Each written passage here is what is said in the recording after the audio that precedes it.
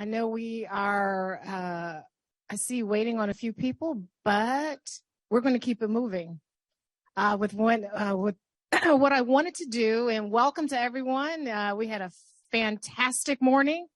And so we're live streaming still. So welcome to our colleagues, partners listening in live stream as we kick off the afternoon session. What I wanted to do, because this morning we swore in new members, we did that very quickly. Admiral Levine swore in our members, but I wanted everyone to know who was in the space.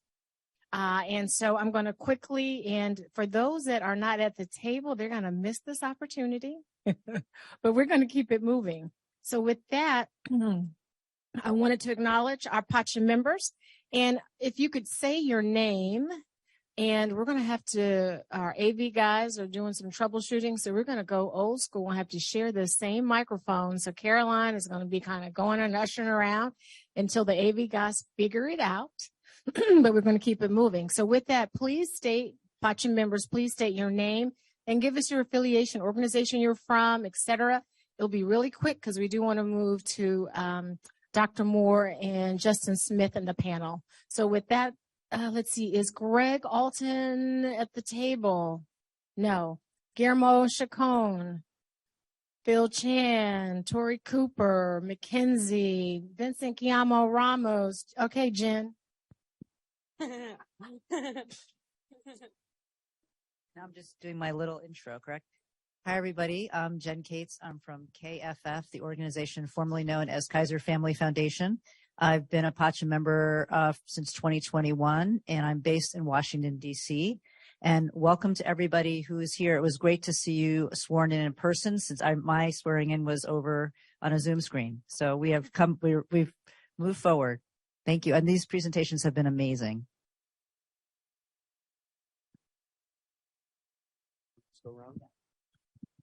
Good afternoon. I'm Jesse Milan. I'm the president and CEO at AIDS United, which is headquartered in Washington, D.C. I previously served as the co-chair of the CDC and HRSA Advisory Committee, and I'm a person living with HIV. Good afternoon. My name is Phil Chan. I'm an infectious diseases physician by training. I'm on faculty up at Brown University. Also serve as one of the medical directors for the Rhode Island Department of Health, very involved in the COVID pandemic, the Mpox pandemic, trying to forget about both of them. And I also serve as chief medical officer for Open Door Health. So I help run a community-based clinic, the state's first LGBTQ health center up in Providence, Rhode Island. And I'm pleased to be here. Thank you all. I want to just ditto what everyone said about this morning's presentations. I thought you all were amazing, and I really want to thank you. It was very educational. And to all of you who we did the site visits with, thank you so much. You know, I was telling somebody, it makes me feel very proud of community, because it doesn't matter where community is. We seem to find our niche and find the place that we can make a difference in the world. And so thank you for everything that you do. My name is Paul Kawada. I'm the director of NMAC, which is National Minority AIDS Council, and I live in Miami. I am Hansel Tooks. I'm associate professor of medicine at the University of Miami Miller School of Medicine. Really excited to be here in West Virginia and meet so many amazing and inspirational people. All of my work is centered around people who inject drugs and innovative strategies for HIV care and HIV prevention. So very appropriately, my first PACHA meeting. And I'm just really excited about the future here for U.S. Virginians.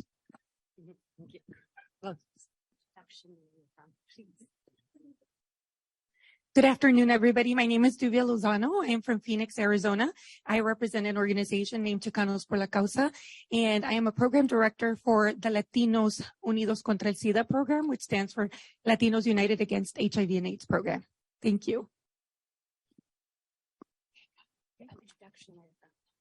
Hi, everyone. My name is Carol Treston. I live in Philadelphia. I'm a nurse, and I am the executive director of the Association of Nurses in AIDS Care. Have worked in HIV services, care, prevention, research for a while.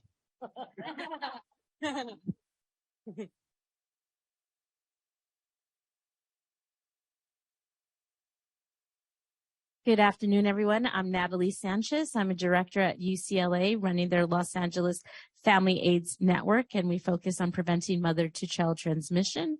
Also a filmmaker that focuses on developing film and media to reach our audience, especially audience people of color and communities to educate them about HIV, Hep C, and substance use. Thank you. Hi, everyone. It's nice to see you. It's cool to be here. My name is Mackenzie Copley.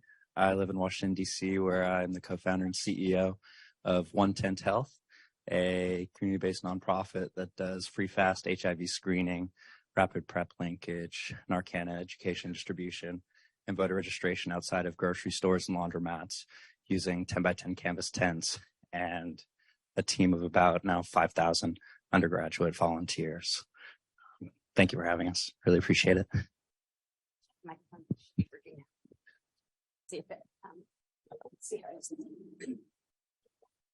Good afternoon. My name is Patrick Sullivan, and I'm a professor of epidemiology at Emory University in Atlanta.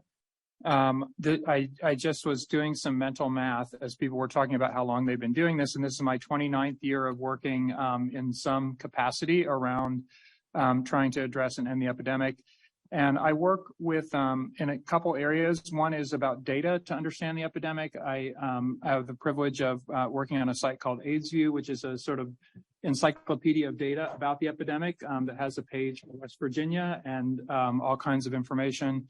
And then I work on developing mobile apps and other sort of digital tools that help people take care of their health. Good afternoon. My name is Marvell Terry II. I use he, him, his pronouns. I approached this work today as I approached it when I started a decade ago as a community activist. While doing that work, I started my own organization in Memphis, Tennessee, where there was no organization started by Black gay men. Also started a conference in the South called Saving Ourselves Symposium that is still present after a decade. Thank you. Good afternoon. My name is DeAndre Moore. I have also been doing this work now for about a decade and started when I was 19 years old as a college freshman after my diagnosis.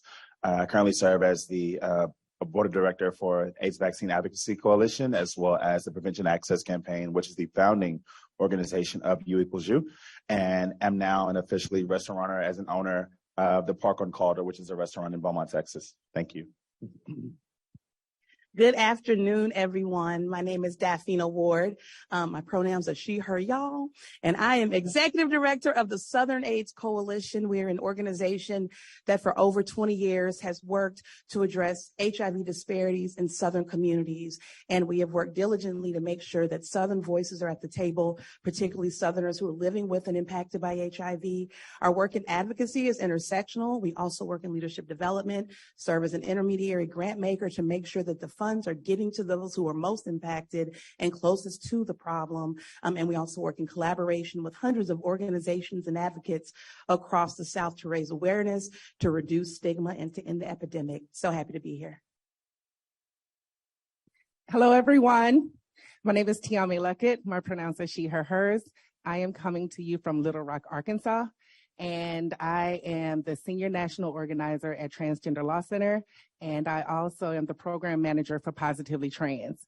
I have been living with HIV since 2012, and I spoke for the first time publicly about being trans, about living with HIV, being from the South in Arkansas at PACHA. So this means so much to me. I can't even express it. Yeah, I'm just so glad to be here.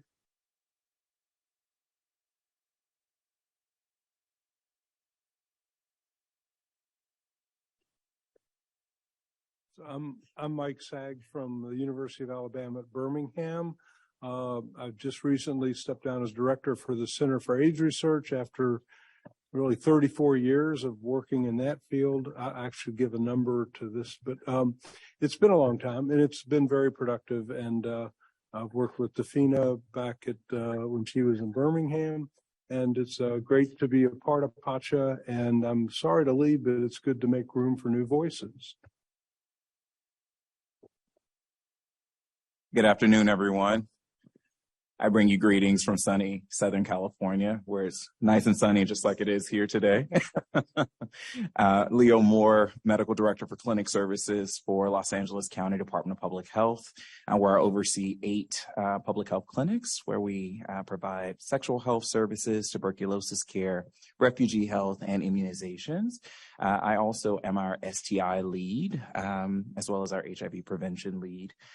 Recently, we launched a teleprep program, which I'm pretty proud of. And over the past 3 months, already have about 100 patients enrolled in that. Being a part of PACHA has just been so amazing because there are so many great innovations, and we're going to get to hear about so many of the great innovations as we have throughout the day on our next panel. So I'm looking forward to that, and I'll pass it over to Justin. Good afternoon, everyone. I bring you greetings from the cradle of the dirty South, Atlanta, Georgia.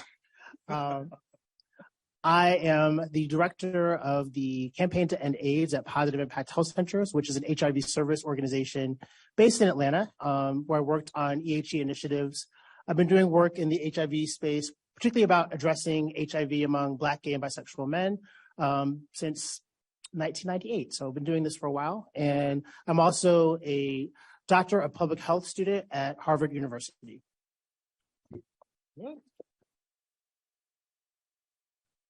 Hello, everyone. My name's John Sapero. I hail from the even sunnier state of Arizona. I live in Phoenix. I am the director of special projects for CAN Community Health. I'm also a person with HIV who is also aging with HIV, and I'm really glad to see the room so full of wonderful people. Hello, everyone. I am Ava Stewart. I'm a board-certified family physician in Columbia, South Carolina. I'm also a colonel in the United States Army Reserve. And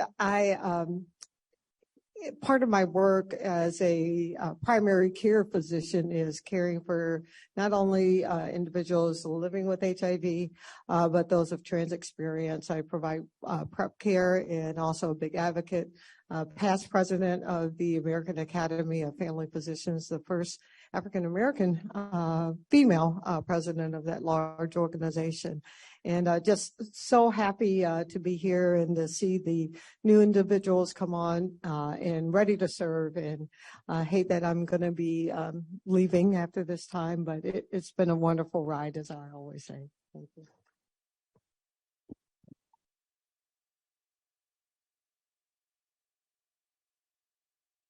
Hello, everyone. I'm Vincent Guillermo Ramos. I am a nurse practitioner and a researcher at Duke University. I happen to be the dean of the School of Nursing at Duke. My interests are really in caring for young people, particularly Latino young people and other underrepresented youth in terms of prevention and treatment. Hello, good afternoon, everybody. My name is Greg Alton. I'm from San Francisco. When I came onto PACHA, I was working at Gilead Sciences. I worked there for about 20 years. Wore a lot of different hats, did a lot of our global work, did a lot of our work in the community, quite a bit of work here in Appalachia around Hep C, did a lot of work in the South with communities around HIV, worked a lot on PrEP, did really a tremendous amount of work in places like Africa, Southeast Asia. Currently serving on nonprofit and for-profit boards and raising my family of 5. And I see some people from Gilead in the audience. Hello. So anyway. Hello, everyone. I'm Guillermo Chacon. I'm the president of Latino Commission on AIDS and the founder of the Hispanic Health Network. We focus on responding to the impact of HIV, hepatitis, STIs, substance use, mental health, and other issues impacting the Hispanic Latino population in the 50 states, Puerto Rico, and the U.S. Virgin Islands. And I'm so proud to be part of this PACHA advisory council because allow me to really go deeper. And we have satellite and staff in Houston, Texas, in Durham, North Carolina, Miami, Florida, and New York. Thank you. Go ahead, Marla. Thank you, Guillermo. My name is Tori Cooper. Excuse me, I have a piece of gum in my mouth. You caught me, teacher. I use she, her pronouns, and I'm the Director of Community Engagement for the Trans Justice Initiative at the Human Rights Campaign. I'm here representing a whole bunch of people in a bunch of different communities, trans people, Black people, people who are living with HIV, and how all of us intersect. Thank you. I also want to acknowledge, are there PACHA members participating virtually that I want to make sure I acknowledge? I know Rafaela Neveres was on earlier. Yes. Looking at my AV guys, anyone online? Yep. Okay. Now, I want to quickly, also, we have a number of federal partners, and I want to acknowledge them and sort of usher them into this space as well. And I'm looking, David Johnson. Okay. All right. Adrian Shanker. Hi, Adrian Shanker, he, him pronouns, Senior Advisor on LGBTQI Health Equity at HHS. Timothy Harrison. Good afternoon, Timothy Harrison, Principal Deputy Director of the Office of Infectious Disease and HIV/AIDS Policy, and as of this month, a 20-year Fed.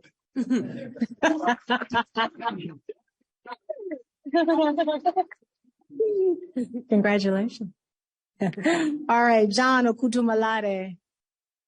Good afternoon, everyone. I'm Captain John Okutumalade. I have the privilege to serve as the National Ending the HIV Epidemic Coordination Lead in the Office of the Assistant Secretary for Health. Thank you. Thank you. Robin Neblett Fanfare, I believe she might be online from CDC. I am virtual. Good everyone. I'm Robin Neblett Fanfare. I am Acting Division Director here in Atlanta at CDC in the Division of HIV Prevention. Great to be here. Thank you so much. Heather Hauk. Yemisi Odusanya. Good afternoon. My name is Yemisi Odusanya. I am the Senior EHE Advisor for the HIV/AIDS Bureau at HRSA, and I'm really excited to be here and meet everyone here. I've just enjoyed my time. I don't even know if I want to go back home. I loved it so much, so thank you. Thank you. Ernia Hughes, is she participating virtually? All right, Kristen Roja.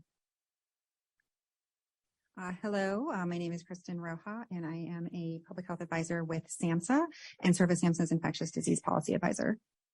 Thank you. Timothy Holtz. Good afternoon. I'm a new friend of Adrian. Happy to have met Timothy Holtz. I'm a board certified primary care internist, former HIV provider in Boston. As of this week, 24 years in active duty public health service, and I'm the current deputy director in the Office of AIDS Research at NIH. Thank you. Is Jessica Lee online? Maureen Goodnow. Jessica Lee is here. Hi. Okay, hey, please introduce yourself and introduce yourself. Great. Thank you so much. I'm so happy to be here. I'm Jessica Lee. I'm the Acting Chief Medical Officer of Medicaid and CHIP. I'm here representing CMS. Thank you. Rita Harcrow. Sharonda Brown.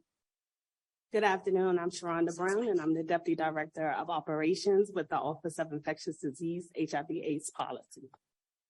Thank you. Michelle Sandoval Rosario. Hi, everyone. Michelle with OIDP. I'm currently the director of our regional program in Los Angeles and also serving with HIV.gov as a deputy director. Thank you. Thank you. Nellie Gazarian. Hello, everyone. I'm Lieutenant Commander Nellie Gazarian, Senior Policy Advisor at the Office of Infectious Disease, HIV/AIDS Policy with KAs. And I understand Rafaela Neveres, a PACHA member, is online.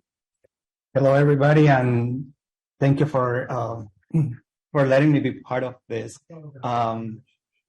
Again, Rafaela Narvaez, South Florida, Director of Health Programs and co-founder of Latino Salud. A PACHA member for the last 4 years, also part of the subcommittee of the Stigma and Disparity. I wanted to take this time to thank you all for letting me be part of this wonderful group. It's been an honor to work with all of you and to share great moments, important moments, and great decisions that we make. So thank you all. Thank you. I understand Alicia Dix, PACHA member, is on virtually as well. Yes, thank you. Hello, everyone. Alicia Diggs. I'm the Community Engagement Manager for the Centers for AIDS Research at UNC Chapel Hill. Thank you. Great, thank you. And I believe the last person we have, Dr. Wendy Armstrong, who is our CHAC liaison to the PACHA, is on virtually. Yeah, no, thank you, Wendy Armstrong, she, her pronouns. I'm an infectious disease doctor at in Atlanta at Emory and Grady, and the executive medical director of our Ryan White funded clinic that serves 8,000 people. Great, thank you. So with that, thanks for that personal privilege to do that. I'm Kay Hayes. I'm Deputy Assistant Secretary for Infectious Disease at HHS, and also proud to be Executive Director of PACHA. And with that, I'm going to turn it over to Leo and Justin. Well, we are in for a real treat for this next section of our PACHA meeting. Again, Justin Smith, he, him pronouns. I serve as one of the co-chairs of the Stigma and Disparity Subcommittee. And I am pleased to frame up our conversation for this afternoon, which will be talking about community efforts to address the HIV epidemic in Appalachia.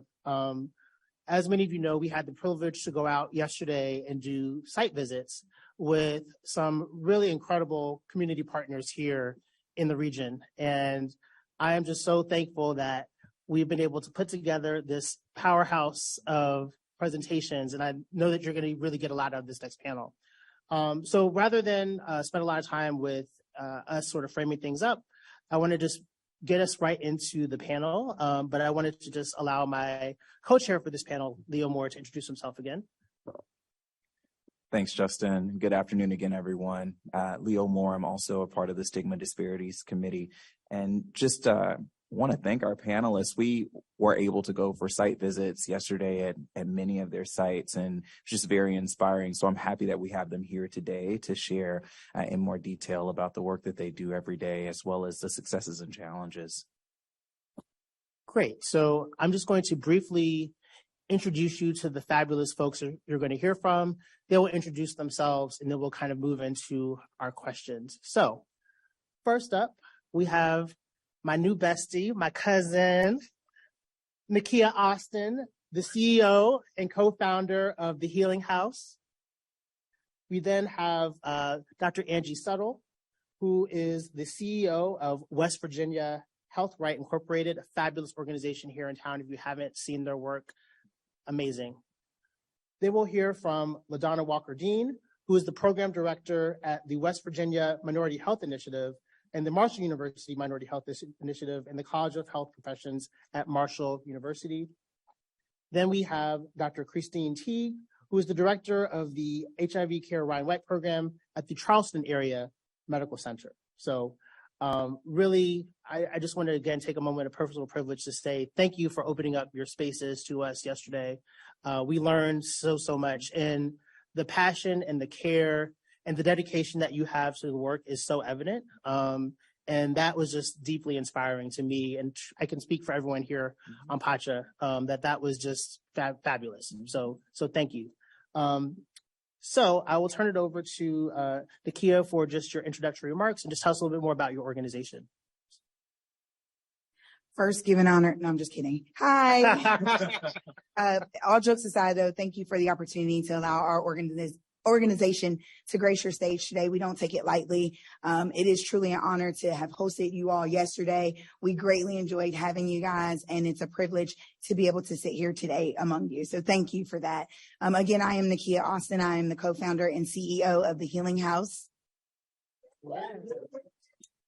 I mean, I didn't pause for the applause, but thank you. I am also a licensed mental health therapist, as well as an inspirational speaker and a certified life coach, and the self-proclaimed trauma queen. So all roads in my life lead to trauma, and it's a joy to be able to do the work that we're doing with the community that we're doing it with every single day.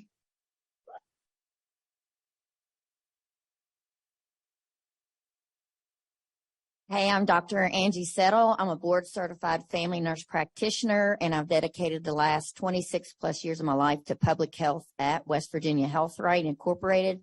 It is the state's oldest and largest free and charitable clinic where we serve 43,000 low-income, uninsured, and underinsured West Virginians each year. It is my passion in life. It is my role in life to advocate for the people in need in our community. I love this state. You can't hold me back. I'm going to come up with new programs every day to make a difference, and our organization is here to do that. And hopefully you guys saw that yesterday.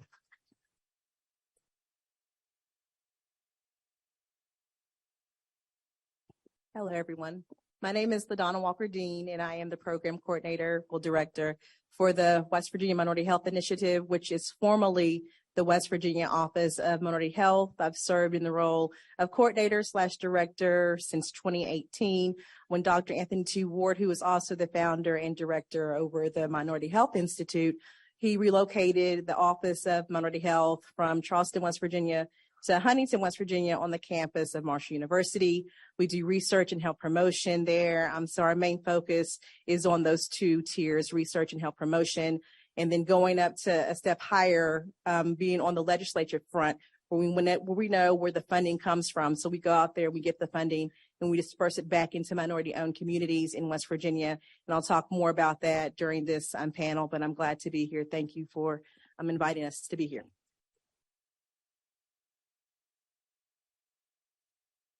Good afternoon, everyone. I'm Dr. Christine Teague. I'm the director of the Ryan White Part C program at Charleston Area Medical Center. I will also say thank you so much to everyone, to all of you for taking your time. I know it's very valuable for you to come to Charleston to talk about HIV in our area. It is so critically important that we have the eyes and ears of people outside of our jurisdiction to be able to listen to what our issues are and to be able to encourage others at the federal level to continue to be here for us and to provide support. So I thank you for that. I've been with CAMC for 29 years in the Ryan White program. We are one of two federally funded Ryan White clinics in the state. Our service area is essentially southern West Virginia, so it's Braxton County on down. We have 19 counties in our service area, which includes Charleston, of course, but it's also all the surrounding counties. About 2/3 of our patients live in Charleston. The other third live in a variety of settings throughout southern West Virginia. Our home base is at CAMC, which is in the Kanawha City section of Charleston, which is that way. I think you all were primarily on the west side of Charleston and downtown, but our facility is more in the eastern part of the city, which is our home base. We expanded in 2018, 2019 to Beckley, which is an hour south. We opened a clinic there to address or to increase access to care to patients who live closer to that area. And as you all heard over and over this morning, historically, HIV in West Virginia we're low incidence prevalence. When I first started back in 1994 at CAMC, we had about 70 patients that we were seeing in clinic there. Slowly grew, but we kind of maintained at around 350 to 375 patients. And then everything changed in 2018, 2019 with the opioid epidemic and the increase in substance use and injecting drug use that we saw.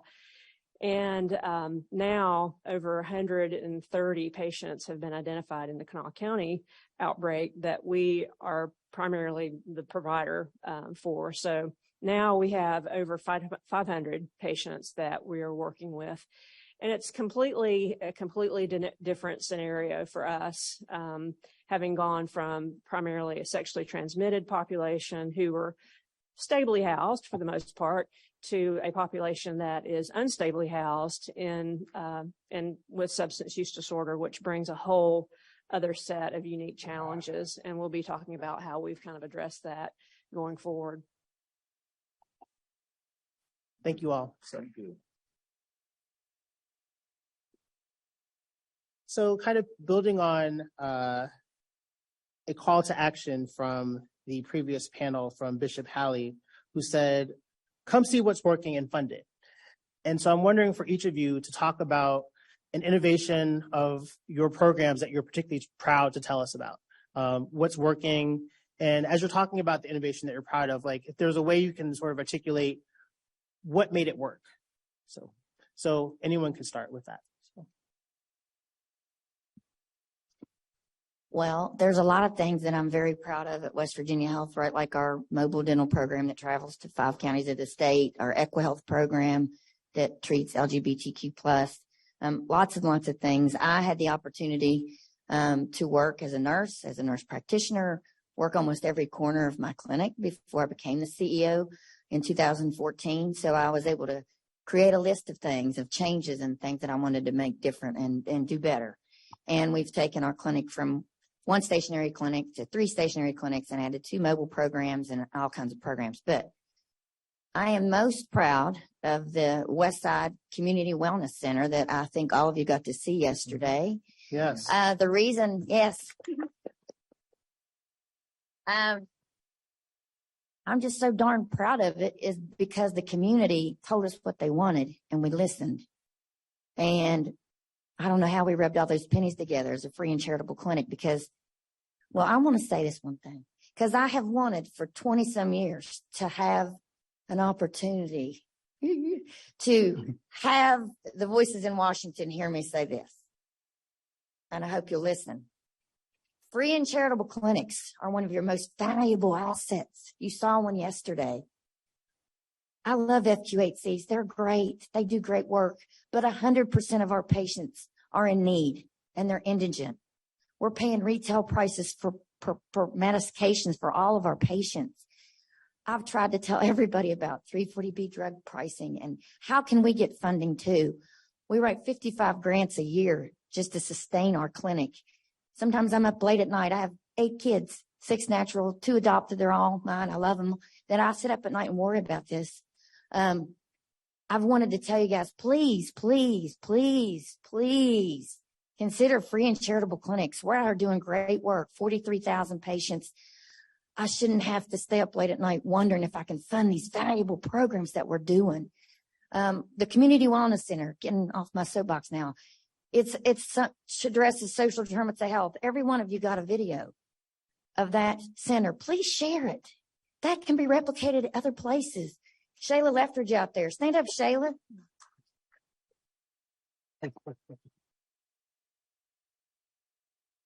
And I say this with love. She is the ebony to my ivory. Together, we are perfect. We do great things together. She canvassed that whole community. She asked them what they wanted. They, we didn't say, oh, we're going to come in. We're going to give you this. We're going to give you that. We let them give us a list. And then we hit the ground running. We got some funding for the staffing to start. It was supposed to be small. But in 22 months, we built out an entire center, 4 phases addressing all the social determinants of health, all under one roof.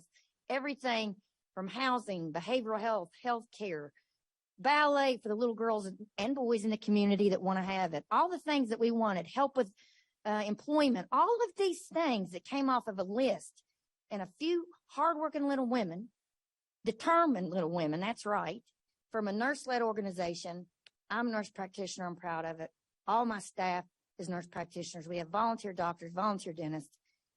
And I'm darn proud of that thing. And that church across the street from us, the More Excellent Way Life Center Church that we partner with, I promised that pastor we'd give him a space for his food pantry. And I waited and waited, and I got a hold of some one-time money here and one-time money there. And we put it all together. And that whole darn thing is completed in 22 months. The whole thing, plus a beautiful mural on the end of it that we wanted to show that unity. Please share that video. It can be done in other places. It can be done in other places. Just what we did with people that are passionate, that have the hearts and the desire for the community like me. And we're making a difference on that west side. Those people know we love them. And we put it into action. You can't fake that. You can't fake that passion that we have. And I'm most proud of that.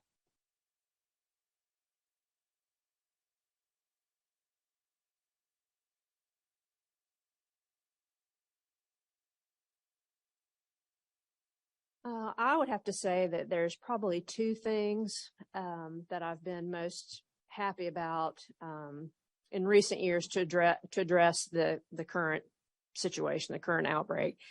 One is that we learned very quickly that our clinics setting in the hospital in Kanawha City just was not working for this particular population that were unstably housed and dealing with addiction. We had to move outside of the brick and mortar setting. We had to change the way that we delivered care to patients. And so we were fortunate enough to partner with CMC to borrow with COVID funding, not HIV funding, but COVID funding. We were able to leverage a mobile medicine unit that CMC acquired with a COVID grant that we are able to take to the West Side location, to the patients where the patients are. We know that 2/3 of the outbreak are on the west side of Charleston. The other third is down that way, more eastern part of the county. And we know now that it takes a combination of increasing access with the mobile unit to the population.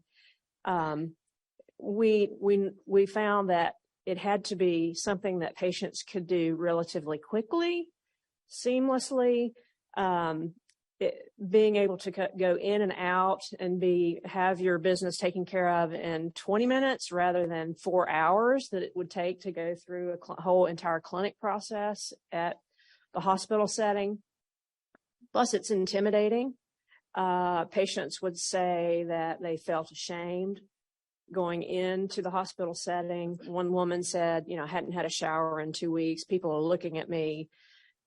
So having a core dedicated group of staff that are there every week, that show up every week to provide that care that they need has been critical. So that access point, the efficiency, we do 7-day dispensing of medications off the unit for HIV, for Hep C. We're doing long-acting injectables now. We had our first patient approved for Cabenuva. And we've gone from 3 years ago when the outbreak started to having less than 10% of patients engaged in care to now up to 40% of the outbreak are being seen on that bus, and 80% of them have viral loads that are undetectable. So I can't tell you how unbelievably impressed I have been with our staff, but also impressed with the patients. I have learned so much from them. Me coming in as a old cisgender lesbian who had really no clue and no ideas about addiction, and just the challenges that these folks are dealing with on a day-to-day basis. It really opened my eyes to things. And really, I've always dealt with stigma. We've always dealt with stigma, but now it adds an extra layer to stigma.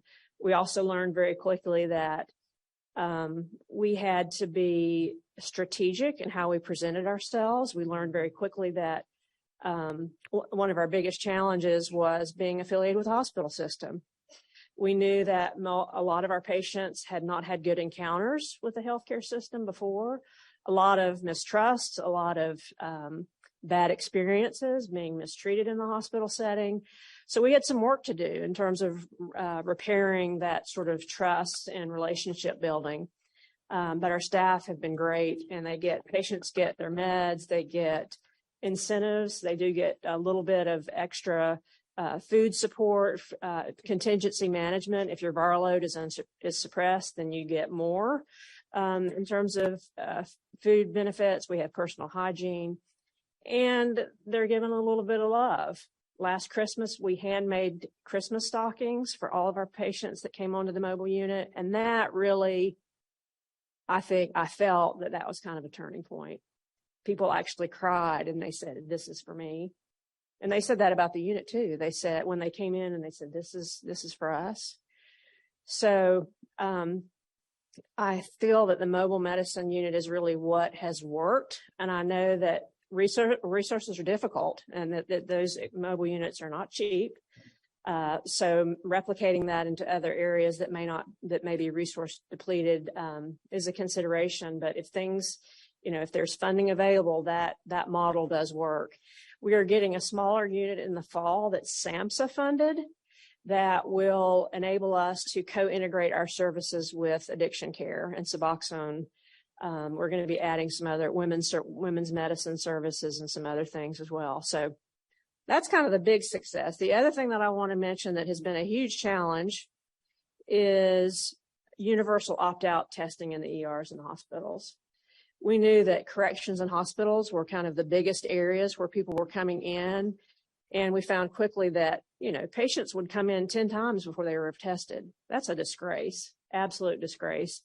So it took 3 years, but finally we were able to develop an SUD screening process for patients coming in, and there's a power plan that gets activated.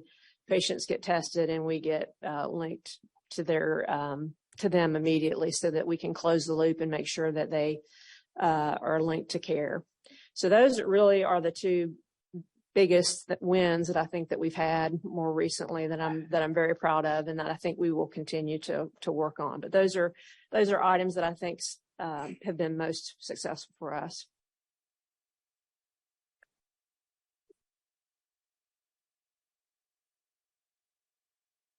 So a lot of people in here, raise your hand if you're from West Virginia.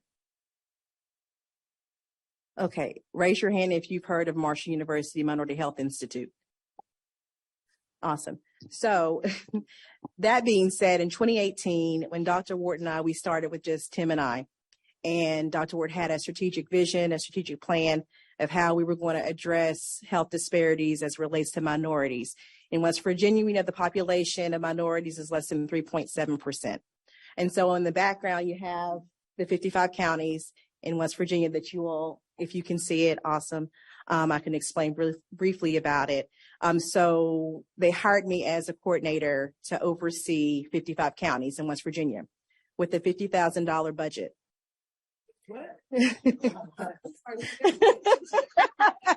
So I said to Dr. Ward, I said, the Bureau for Public Health, they could not retain qualified staff.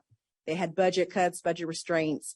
And so when I got into the role of coordinator, there was no blueprint of what it is we should be doing in the state of West Virginia around minorities. So what do? We are in Cabell County. So I said, let's do a pilot program in Cabell County, and let's see how it does the first year. So one of the things that the Bureau wanted us to do was develop a minority health state profile, which talks about social determinants of health, chronic illnesses and diseases that affect minorities, STIs, you name it. There had not been a minority health state profile since 2007. With 2 people, I said, that's really not going to happen in a year. So we collectively brainstormed. I did a community needs assessment. I went out into the minority communities because people need to see you, right? I know early in the morning session, forgot who said, I didn't have my notes to say who said it, but you have to go out there and let people know who you are, let people know what it is that your entity and organizations do. So I'm from Huntington, West Virginia. I'm proud to say that.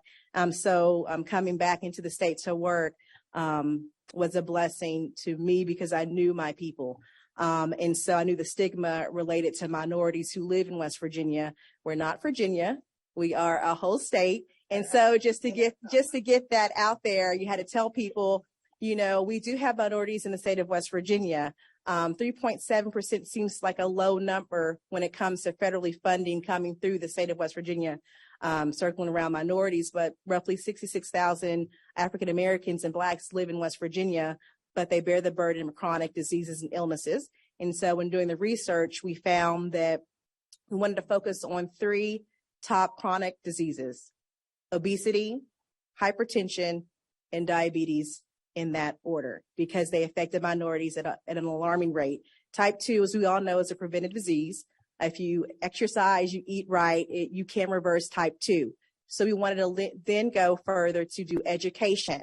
Without educating minorities and underserved populations in West Virginia, you're not going to reach that second step of curing a disease per se. So we wanted to kind of do that.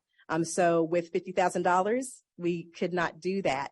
I couldn't travel to 54 counties to see what it is that the people of the community needed. So we basically just researched, we connected with partnerships. So I'm pleased to say that from 2018 to currently, we have over 20 partnerships throughout the state of West Virginia that support us and see our vision with addressing chronic diseases and illnesses. among minority populations in West Virginia. I did listening tours with the Herbert Henderson Office of Minority Affairs that's located right here in Charleston, West Virginia, just to kind of tell them what it is that we were doing. We weren't per se the Office of Minority Health, but we were doing the roles and responsibilities. With $50,000, there was no way we could actually continue to do the work without having adequate funding so we can hire other staff to go around the counties, to observe the counties and do the work. So once again, back to the community needs assessment. So people were telling me, we don't want to go to our physician. Number one, why? We just don't want to go. Minorities, specifically African-American males, they don't want to go to doctors. They don't. My father, he didn't go to a physician in over 15 years. And he also smoked cigarettes. So with taking this role in the public health sector, my background's in social work. So I said, Dad, you need to go to the doctor. You have a horrible cough. You need to go. I'll go with you. And so he ended up going. And once again, it's about just basically eradicating the generational mind frame that sometimes West Virginians have. They just don't want to go to see a physician. So basically that was the number one thing. And number two was physicians didn't look like them. There was really not a lot of minority physicians in West Virginia that look like them, which brings along the Minority Health Fair that I developed in 2018. And so I partnered with about 17 vendors around the state of West Virginia who came to Marshall University in 2018. It was the first West Virginia inaugural health fair, and it brought along free services. And so what's good, speed it up. So every year there's a couple of clusters that come out to these health fairs every year in Cabell County to get their free health care services. One, a lot of hospitals are shutting down in West Virginia, which makes transportation horrific because they have to drive an hour just to see an adequate physician. So these health fairs serve a purpose of providing these free resources to minorities. We're going out there, we're bringing the services to them, and that means a lot to them. And so since 2018, we've served over 150 plus minorities, and that leads to partnering with agencies that focus on HIV testing. The second annual Minority Health Fair was in 2021 when COVID broke out. So I didn't want to stop because people were depending on these services for free. So we did the first drive-through health fair. As you all know, when COVID hit, I hate to say it, we were the first person to do the drive-through health fair in West Virginia. And then it kind of like sparked, like everyone started to do drive-through health fairs. So that's another success story with getting out that service to those individuals. Then we wanted to tell people, how can we go around telling people, did you get tested for HIV? Did you get tested for AIDS? If we don't even know how to get tested ourselves. So my husband and I, we actually did the antigen testing. As we know, back in the 80s and 90s, it took about 2 weeks for you to know your status. So it was really easy. So we did workshops on that and told people it was really easy. If you're scared of a little needle, it's just a little prick, put your blood in there and you know your status immediately. And so we got that wording out to make it culturally sensitive to people who were scared to be tested and to know their status. And so basically that was another success story too, of basically addressing the population about being tested, not being afraid to be tested and not being afraid to know your status. The millennials, they're really just in the dark about a lot of issues. And so bringing that back to the forefront, we have to let them know HIV is still here. It's not been eradicated. That's why we're all sitting here in this room trying to figure out ways to educate and to inform the new generation population of being tested, knowing your status, and then going through the educational workshops to informing people how to get their testing, how to get their healthcare resources paid for. So that's kind of what we do. Fourth step story, funding. I told you before, the first year they gave us $50,000. And I was thinking, do you think we're going to fail? The second year they saw, wow, we were doing a really good job. So they upped it to 75,000. Then each year, 75,000. Okay. Let's get up a little higher. So with the health fairs, it brought people along to see what we were doing to where we had other funding sectors, saw the work they were doing, and we were able to get $1 million from our biggest funding sponsor, Unicare Health Plan of West Virginia. So, yeah. And so we were really, really happy and blessed to say people are looking at what you're doing. And if you do a good job, eventually people will support your mission and vision of what it is that you want to do. And so with that, I joined West Virginia HEAT Team, which is Health Equity Action Team, and it's funded through the Bureau for Public Health. And so by me sitting on that board, I'm able to be the voice of minority populations. And basically, if they have funding that comes through, I'm able to say, hey, these entities around West Virginia are doing great work. You may have not known about them, but we know about them. Healing House. They're one of our first people that we donated funds to so they can continue their mission. They're doing great work over there. West Virginia Birthright, they were our first year cohort. So we're basically giving back. Bishop Haley, we gave back to his entity. So instead of working in silos in West Virginia, if we work together, we can see the vision and mission come to fruition. So basically that's kind of a couple of success stories that I'm proud to be a part of with representing the Minority Health Institute.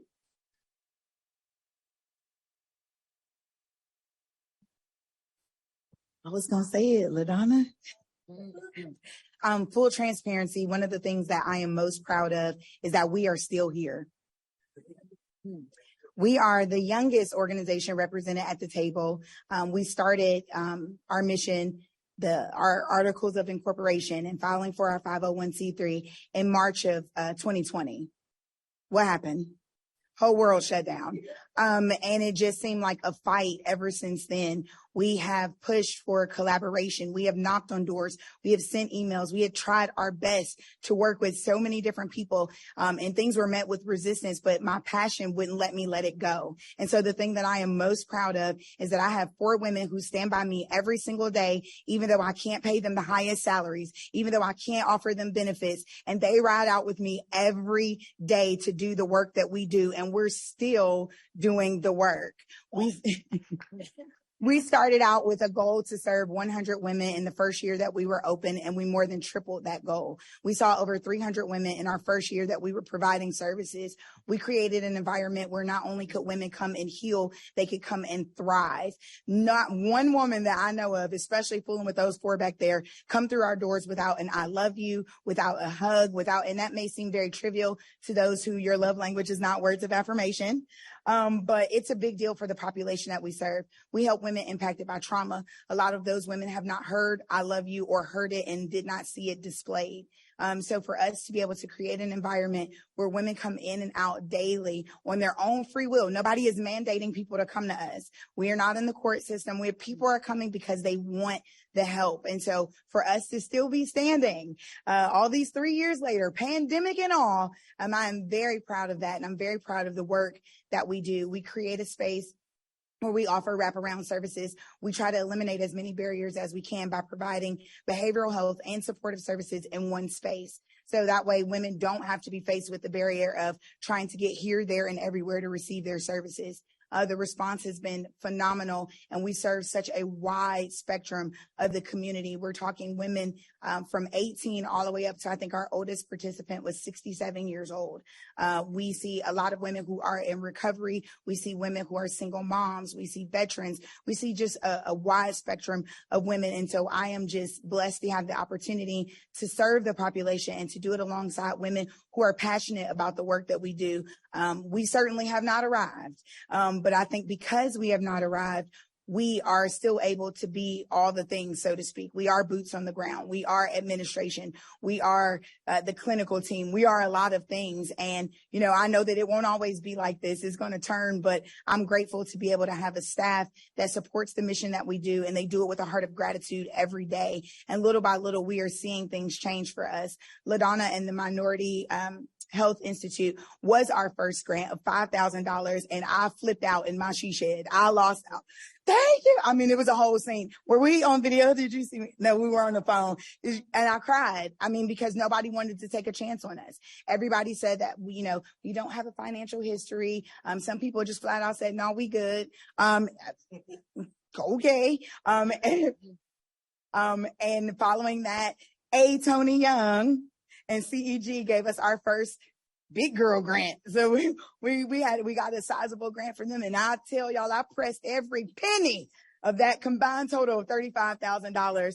And we just have been pressing along since. And so I'm just super proud of our tenacity and our resilience, and how beautiful the serendipity of it all is that, an organization who helps women who have faced things that they felt were so insurmountable and things that they felt would destroy them. We come against those same challenges every day in our organization, and we are still here. And I'm very proud of that.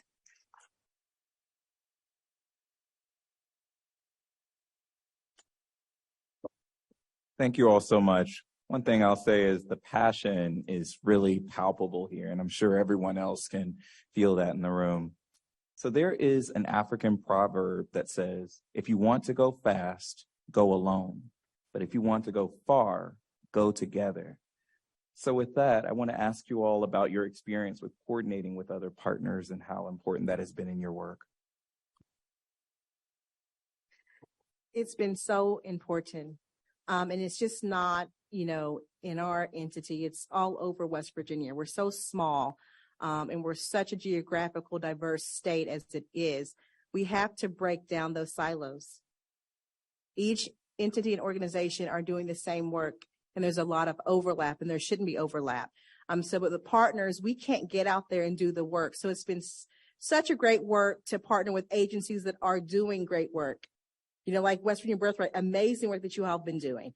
The Healing House, and the list goes on and on, because we may not be able to get out there, but they have entities that have boots on the ground running. We'll do it on like the policy side. Since we know, I don't know if you all know this, but West Virginia is one of the only states that does not have a healthcare disparity law. If we have that law, that brings in more funding to focus on illnesses that affect minorities at a large rate, and other minorities. And I always tell people, if you're not the majority, you're more than likely the minority.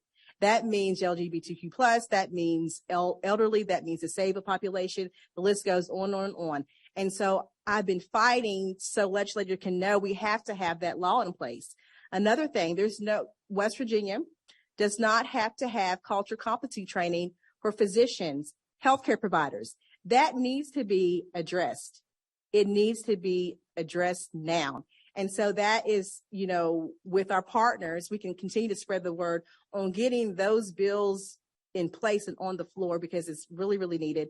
And partners just make the world go round, and it gets your information out much quicker. When COVID hit, it was only just 2 people working with us now. Now we have 6 people on our case list. I'm really excited about that.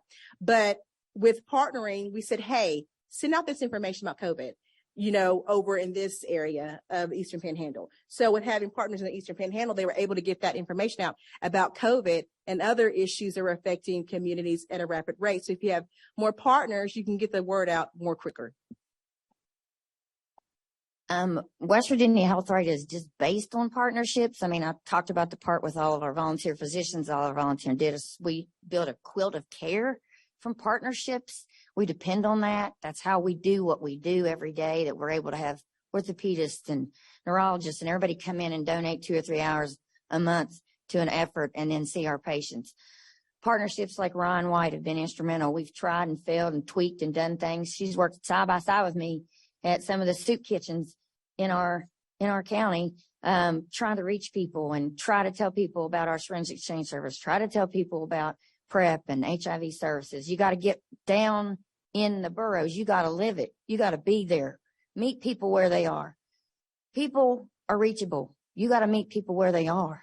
You have to meet people where they are. So we also have a mobile unit that goes around and does PrEP and does HIV care. And we're trying to expand it beyond our city into Eastern Kanawha County and other places. So many places that there's need. There's not enough staff and not enough mobile units and funding and gas money to get them there. But so many opportunities, which we'll talk about, I'm sure, but on a rule setting, but we'll hit on that then. But huge thing. Also, we, I'm not doing this. Nobody's telling me to plug them, but I'm going to do it anyway. We have a Gilead grant. They have a focus grant that's limited to like connection to their first medical appointment. And what that has allowed us to do when we implemented universal testing, where somebody has to opt out about 3 months ago. And since we got that grant, and we're fingers crossed, pressuring them now, we want year 2 funding, is that we've been able to stretch our dollars and expand our reach. And in the last 6 months, we've exceeded our prior 12 months in HCV testing and tripled our HIV tests. And that's because, we're excited. And that's because we took that funding, we turned it around, we hired staff whose 100% dedication is just to HIV, HCV testing efforts. But partners like Covenant House, where we have that small clinic now, where we're meeting people where they are there, Manamil, which is our city's largest soup kitchen. You guys, everybody, we're working with anybody that wants to do the work. That's my philosophy. Show me what you are. Show me you're dedicated to the work. Don't show me you're not dedicated to the work, because I don't want to hold your hand. If you're dedicated to the work and you're passionate and you're mission driven and you show me that that's what you're in it for, we'll partner with you any day of the week, because we're stronger together, like you said. And I'll just add on to that, in particular to the outbreak response. I mean, collaboration is key. And someone alluded to it earlier, you know, West Virginia and Kanawha County being such a small area, we know everyone knows everyone that's working in the field. So we all have a unique plug to fill. And we, as the HIV care providers, we rely heavily on our partners with Ryan White, the Ryan White Part B case managers, the HOPWA, Covenant House, the housing, the DIS.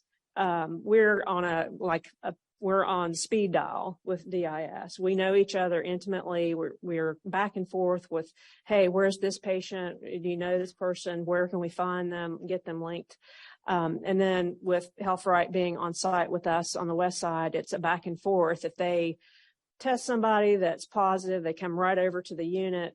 Conversely, if we have someone come over and they say, hey, what are you guys doing here? And it turns out that they're just someone that's walking down the street that needs a primary care provider, we say, oh, well, there's HealthRight right over there. You guys just walk right over there to that unit. So it's absolutely critical to not be siloed. The other thing is that, and Dr. Feinberg alluded to the fact that the Ryan White programs are in the cities, Charleston and Morgantown.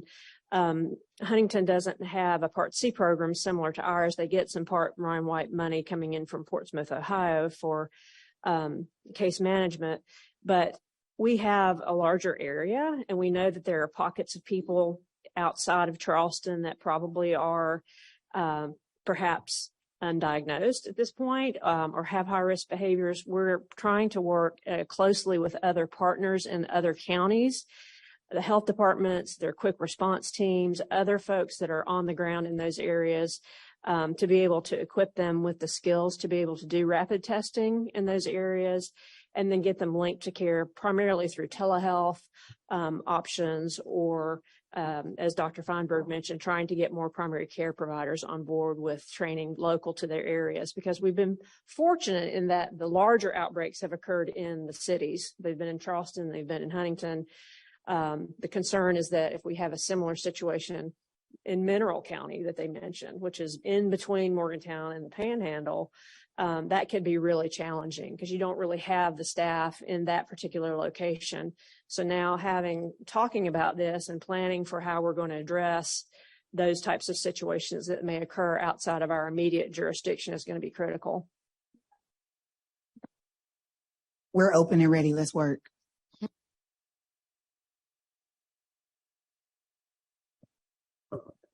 So this will be the last formal question I pose to the panel. So PACHA members, if you want to start queuing up your questions, you can begin to do that now. So thank you all for what you've offered and for highlighting some of the very kind of unique challenges that exist within doing work within rural communities in particular. I wonder if you could talk about sort of what's the work that remains? What do you not have resources for that you'd like to do? And lastly, what's your ask of us as a body? As you know, we advise the Secretary of Health and Human Services. What do you think that we could do to help you do your work better? Well, and we really want to know. You want the answers? We really want to know. Okay. And I don't want, I hate to keep saying it. I'm free of germinal clinic. Right now, that community wellness center, that's unique. It's innovative. Again, share that. It can be replicated all over. If a couple females, passionate females, and pounding the pavements and begging and pleading for dollars to build that place, to put it together, can make it happen. It can happen other places. I think it's important to draw people in. It's the social determinants of health. I may get that mama in with that child and she's taking ballet. She may not have came to me. She may not trust me because there was a history there of mistrust. But now we're taking care of her baby. Now she's in there. We offer her that HIV test. We offer her that HCV test. And now she's in the fold. She's in the system. You got to reach people where they are. You got to bring them in no matter how you do that. I think that center does that perfectly. We want to sustain that. I want to go to bed at night knowing that that's going to continue. I'm passionate about it. I'll stay up late at night doing it. But again, free and charitable clinics, programs like that, we've looked everywhere, high, low, upside down. I've thrown more spaghetti against the wall looking for grants and gotten denied. And then this $20,000, $5, $5,000. We got to think about funding beyond just the regular stuff. Look at what you saw yesterday. That's what's going to make a real change. That's going to make a real change. Not just handing somebody a prescription, hand them out the door. Here you go. Teach people. Teach them how to cook right. Teach them in that teaching kitchen, how to do healthy work, how to bring them in there, how to exercise, how to do all that stuff, how to get educated, all of those things, part of that syndemic approach, all of that come together, because just standing out there and trying to get them just for a test or whatever, that ain't going to get them there. But that stuff's going to bring them in. You got to prove yourself. Please don't forget free and charitable clinics. I've said it 15 times. When you go back, don't forget free and charitable clinics. There's all kinds of free and charitable clinics all over the United States doing what we're doing. We're one of the biggest ones, one of the most innovative ones. Think about that when you're drafting policies for somebody to apply for funding. We don't want a handout. I don't want a handout. You see the work that we're doing. You see what we're doing at Health Right. I don't want a handout. I just want a chance. I just want a chance like everybody else has to get that funding so we can do what we're doing. So please help me do that.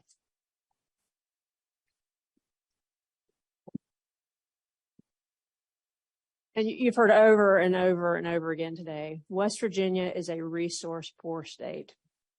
We need all the help that we can get in terms of financial resources. Please, please reconsider the ending the HIV epidemic for West Virginia. Please renew and review that data, given the scenarios that we're seeing now. Prevention, CDC dollars in West Virginia literally dried up about 5 to 6 years ago. We have half the funding for prevention that we did, that we had previously. Health departments are underfunded. They may have smaller rural communities, may have a staff of 2 people. And then finally, the other thing that I would say, and I've thought this for many years, is that obviously I come to the table with a Ryan White cap. Ryan White programs are phenomenal. Ryan White programs have saved the lives of so many hundreds of thousands of patients in this country. Why can't we do something similar for people with substance use disorders? Why can't we have something like the Ryan White Care Act that could go to communities that are suffering from overwhelming rates of SUD, to have that comprehensive wraparound model of primary medical and support services that patients need? It works in Ryan White HIV, in the HIV world. Why can't that be replicated for this SUD problem that the country has right now?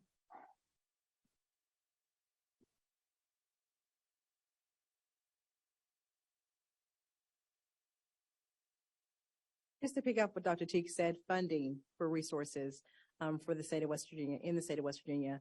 I know a lot of organizations, they get the funding.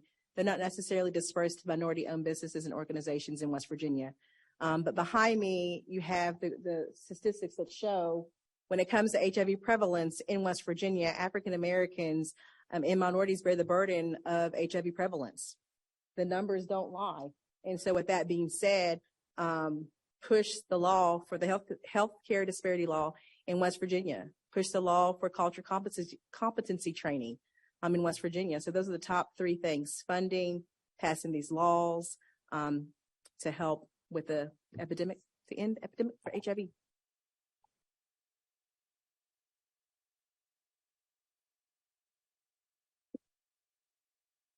For us, I think some of the things that we'd like to see moving forward, and it was mentioned earlier, is equity. One of the biggest challenges that we face in funding is not that we have not pursued funding. I, much like Angie, I don't have that many kids. It's 3, but I, much like Angie, have stayed up countless nights for hours on end writing grants. That's not something that I was trained to do. That's not something I went to school to do, but I am pursuing funding for our organization. I have pursued every avenue short of fish fries to try to get funding for us. And one of our biggest hurdles was that we didn't have a financial history. So how then will we get a financial history if no one is willing to give us money to steward? I steward our money very well. We're not frivolous. They can tell you, I mean, we work very hard with the dollars that we get, but if the obstacle is always we can't get the dollars because the big name organizations that have been around for 20 and 30 and 40 years always gets the grants, how will we then be able to grow? We're looking at an issue that we have right now where we have at least 50% of our participants getting ready to transition from a rehabilitation program with nowhere to live, and they're leaning on us to help them. One of our programmatic initiatives is Genesis, which is a transitional living program that bridges the gap between young adulthood and sustainability as an adult. We so desperately want to open that program. We have looked at every avenue, every way. Can you go here? If I don't come in, let your office be. We've done all that we can, but I can't afford a house. We already bought the first one. I have a kid in college and one in diapers, one in between. I don't have the money to buy another house, but I have women every day who need some place to live. We're going to open the program because that's what we do. But it's hard for us to do it when we don't get financial backing from any level. Right. So that's one of the things that is important to me. Some things that I wrote down just because I didn't want to forget is that we're a root cause organization, and not a lot of organizations are based in that model. There are a lot of behavior modification programs that work to restructure people's behaviors, which is great. I don't do that. But if you don't get to the root cause of why somebody is on drugs, thank you. Right? If you don't get to the root cause of why someone is on, nobody wakes up and says, I'm going to risk it all today and just get on drugs. Something happened that they were unable or unwilling to cope with. And that's what we need to work on. And that's what we do day in and day out. And we are determined to help walk them through it. We don't let them quit. Every last one of us have gone out to doors. Hey, what's going on? We haven't seen you. We're not going to let them quit, and we're not going to quit on them, right? Until we get to the root. Another thing, we're a young organization. Young doesn't mean ineffective. Respectfully, our data backs the work that we do. It's very frustrating, right? Not to the people in the room, but just in general, to know that you're doing great work. You have data that supports your work. You have evidence-based materials and resources that you're using. You do have culturally competent clinicians. You do have all the things, but you're a young organization and people don't want to see you. What do I want? To be seen, to be acknowledged. Because we are doing the work. I don't need accolades. I don't need a pat on the back, but we're doing the work, right? And so we want to continue doing the work. Of course, to echo what everybody else said, funding. It's hard to do the work with no money, of course, but we want to be seen. And that's what I told everybody who was at the site visit yesterday. Even if you can't give, even if we never get money from the federal level or whoever, just tell somebody about us, right? So I'll end with this. I don't get a lot of money from the Healing House. And for the first 2 years of me being at the Healing House, I didn't get a salary at all. I put up sweat equity to see it built.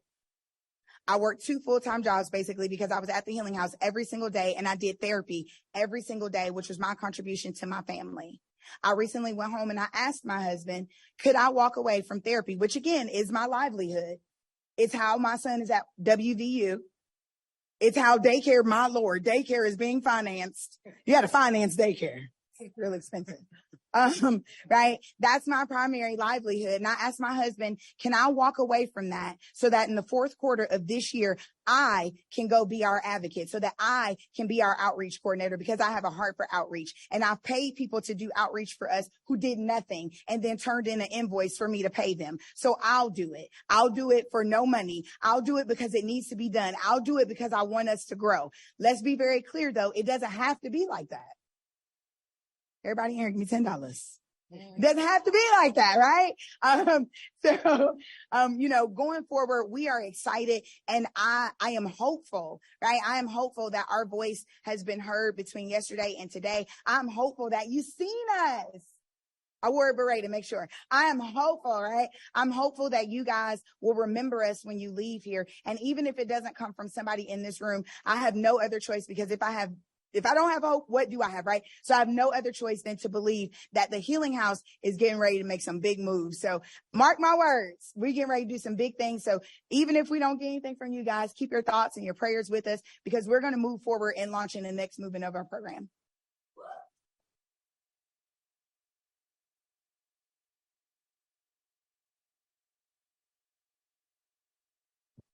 All right, so we will now move to questions from the PACHA table. So in stack, I've got Dafina, DeAndre, Marvell, and then Natalie. Guillermo, okay. And then Guillermo after Natalie, so. All right. Thank you all so much. And I think I would be remiss if I did not speak to the woman power of the work that is happening here in West Virginia.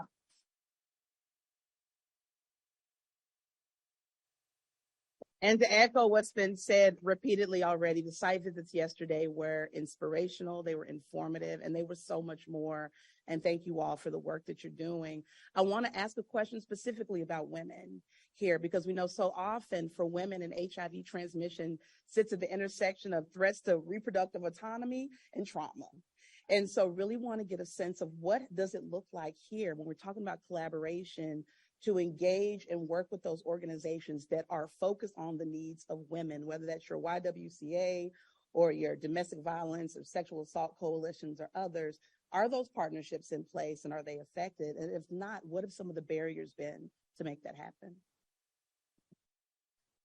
Well, West Virginia Health Rate is the primary source of care for the shelters in our area, the domestic violence shelters, YWCA, the other ones, and they come through us.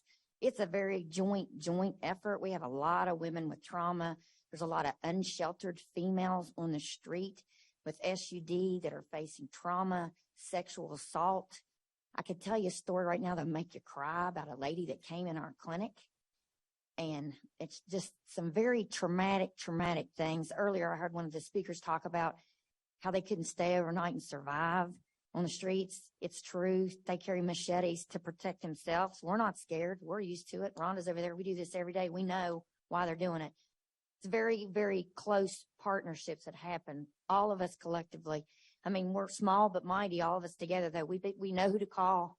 We've been doing it all these years. We know who does this. We know who does that. We know who does this. We know who does that. We know we do family planning services. We need to keep doing family planning services. Family planning services are so important. But my experience has been, we may not always have the answer. They have the answer, and we know that we work together as a partnership. But all of those collectively are working together, and we get people in. As was mentioned earlier, in the outbreak, half of the newly diagnosed are women. They are between 20 and 40, so all of them, for the most part, are reproductive age. Unfortunately, we just had a baby that was born to a woman who was HIV positive that we were not able to get into care. We saw her once on the mobile unit. She got medication. We made multiple attempts to reach her at her residence, which was unstably housed in the eastern part of the county. Multiple levels of intergenerational trauma, neglect, abuse, rape. Very, very, very difficult situation. The baby was born 2 weeks ago. Her viral load was 40,000 copies, but she did make it to the hospital. So she did get intravenous AZT. The baby's gotten prophylaxis. She delivered by C-section. So fingers crossed that the outcomes are good, but the challenges remain. We know that there are going to be probably other similar situations, but until we can get them engaged and into care and be able to get them housed, then it's going to continue to be an issue. But we, like Angie said, we do work closely with multiple organizations. Covenant House, case management, the DIS, the women's shelter. I mean, everyone was looking for her. Everyone knew that she was about to deliver. But unfortunately, I think that's going to continue to be a situation that we're going to be dealing with. Our focus is women. We only work with women, and we work with women impacted by trauma. Most of you heard me say yesterday that trauma is not an event. It's the emotional and psychological response to an event. So that opens us up for a wide spectrum of women that we can work with. One of the issues that we have run across is everybody is busy doing the work, and sometimes that doesn't make room for collaboration. I would like to see there be more collaboration in the Valley, especially since we're dealing with trauma, and that is our sole focus. We train in trauma. We eat, breathe, sleep trauma. My staff does CEUs. I mean, like, that is what we're here to do. We do have a wonderful relationship with Julie Britton and the Resolve, which is the domestic violence shelter. But we'd like to cultivate other collaborations across the Valley. I have been quoted saying, and I know that many people in this room have heard me say, my organization is not the end all be all. We are not the solution to every single problem in Charleston, West Virginia, or the state of West Virginia. It is going to take all of us working together collaboratively. Nobody's organization is the end all be all for the problems in the state of West Virginia or the city of Charleston. So I am, again, I know I said it kind of comedically a few minutes ago. We want to work. We want to work with you all. We're open and ready. I think that what we bring to the table, maybe not so much in our longevity because we haven't been around very long, but we bring quality work, again, that is evidence-based, supported by data, and we want to work with your people. We have people, because we don't do everything, that we need to refer out. We need people to be able to refer them to. I have great community partnerships with City National Bank. How is that going to help somebody if they need a meal? I mean, so I'm trying to figure out the best way to get us all to the table. I've heard somebody say, start a coalition. I can't start another nothing. I can't. You started, I'll join. Promise. But I really am eager to work with any and every organization in the Valley that is willing to work, because there's so many people that need our services. So thank you for addressing that. And I think that, I'm hopeful, again, that's my word of the day. I'm hopeful that when we leave here, more conversations can be had and we can start changing the trajectory of collaboration in the Valley. We don't want to see collaboration between 2 or 3 organizations. We want to see collaboration across the board in the Valley. Just to piggy off what all the women said, what I noticed 20 years ago, we partnered with West Virginia Perinatal Program Partnership in West Virginia, as well as Branches, which is a shelter for women in Cabell County. 20 years ago, when I was pregnant with my first child, being tested before you had children was just not happening in West Virginia. So now, 20 years later, when I was pregnant again, carrying, it is required. You have to be tested. So that has been just a huge change in West Virginia with actually being tested. There's no ands, if, buts, or about it. You're going to be tested, which is a good thing because you need to know your status. If you're pregnant, you don't really know. You may not know your status, but it's really good that they're offering that. And they offered it with my second baby last year too, which has been such a change because 20 years ago, it was not being talked about in West Virginia. So I'm glad to see that push with preventative care among women that are carrying. Thank you. So just want to give us our 10-minute warning. So I'm going to ask that our PACHA members are brief with their questions and that our panelists are also concise with their responses. So DeAndre. Cool. I'll be really quick. First, thank you again, ladies, for all of your hard work. Coming from a cisgendered male, I just want to say I appreciate you all. I was thoroughly impressed with our walkthroughs yesterday. I'm someone from Texas who actually flies to Atlanta every 3 months to go get my care because it's better there. But after my walkthroughs yesterday, I was on the web, on the internet last night, trying to figure out how can I fly here and come get my care from you all because I was that impressed with what you all do. And so I really appreciate you. I just want to be really quick and just say, I hear you all talking about collaborations and so forth. I think that it's really important. And I want to implore you all to do what we've done. Take a walk through each of you all's different sites and see what the other site has to offer. Because what I learned yesterday, what Ms. Austin has to offer seems to be the root of a lot of the problems that you all are seeing. But it seems as though she has not yet seen you all in her establishment. So I do want to implore you all to go there and take a look and see her dedication. But I heard Ms. Walker Dean talk about millennials earlier, and I just want to kind of go back to that. millennials and Gen Z. I'm a 90s baby, specifically 94. How you reach my population is not going to be the same as how you reach baby boomers or those who come before me. You talk about how they might be a little bit difficult to reach or to get into these, to the health fairs and so on. I'm not somebody who wants to go hang out at a health fair. But I do pay attention to social media. I'm easier to reach through social media or through other innovative means of outreach. And so I just want to see, how are you all reaching those populations, or what are you doing to be more innovative, or how can we assist you in being more innovative to reaching Gen Z and millennials here in West Virginia?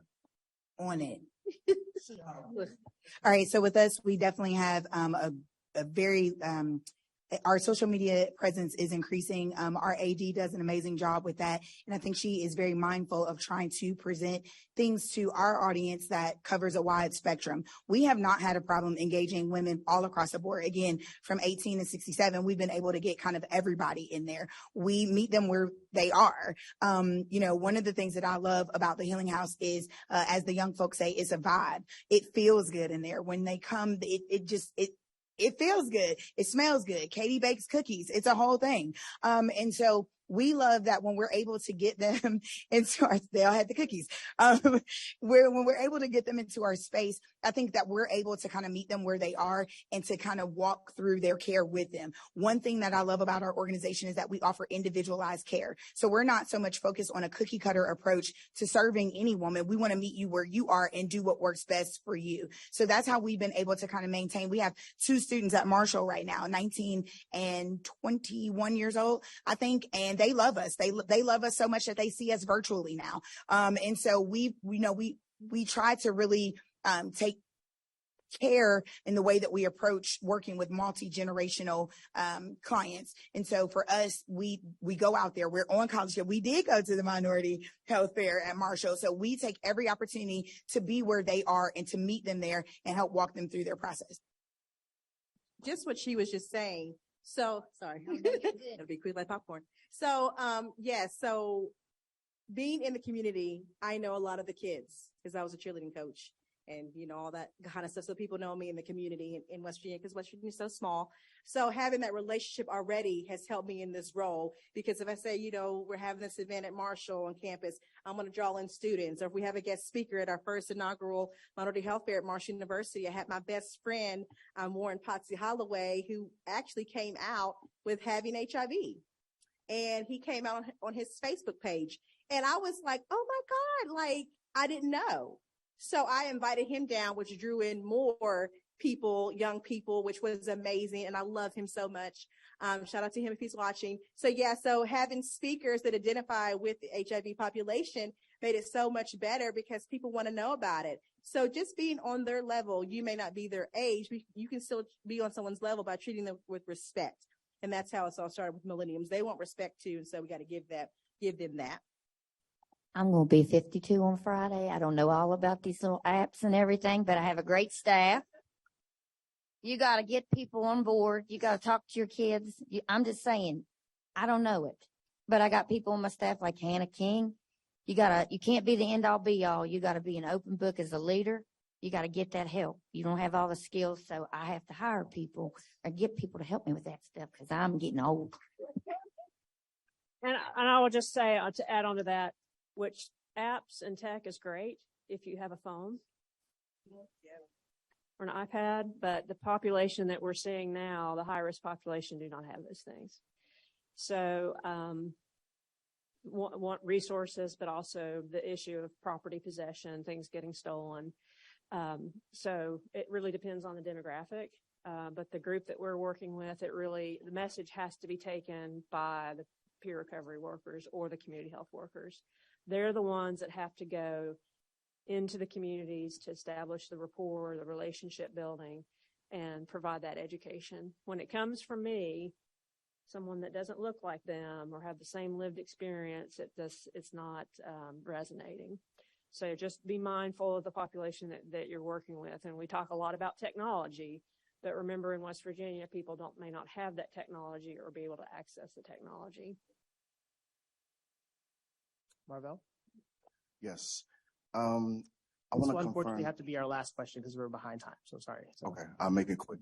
Nakia, I want to confirm something. The two things you say you needed is visibility and resources, correct? Okay.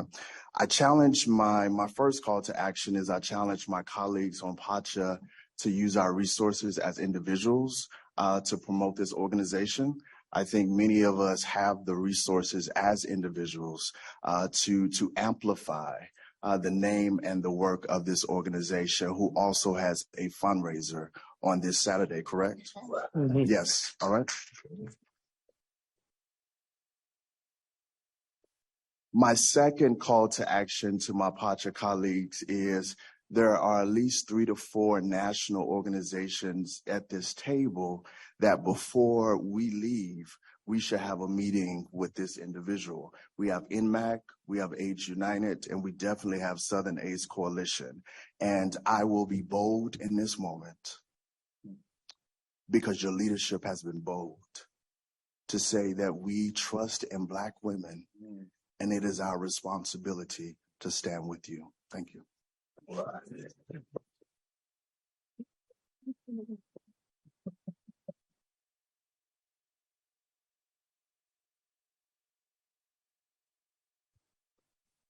I wanted to just take a moment to say to this panel, we not only see you, but we heard you. And I just wanted to share back a few things that we heard. Meet people where they are. Learn from patients and community that there's bidirectional learning that we have to do. Acknowledge medical mistrust and work to rebuild relationships. Dr. Teague, I heard you say yesterday that you all were working to expand and that sometimes it takes a few years to gain community trust, right? So being in it for the long run and for the long haul. Make clients feel special. Innovate, create a safe and loving and inviting space. And teach important life skills, not just passing pills. So I'll end with the needs, because the needs are important.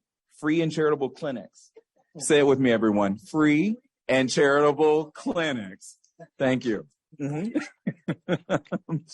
So ensuring that free and charitable clinics have access to similar FQHC funding, financial resources, I heard that a lot, reviewing the EHE funds and other prevention dollars. Another innovative idea was having a similar program to Ryan White for people engaging in substance use and creating a pipeline into receiving grant funds for new nonprofits. So with that, I just want us all to have a round of applause for our amazing panel. Thank you all.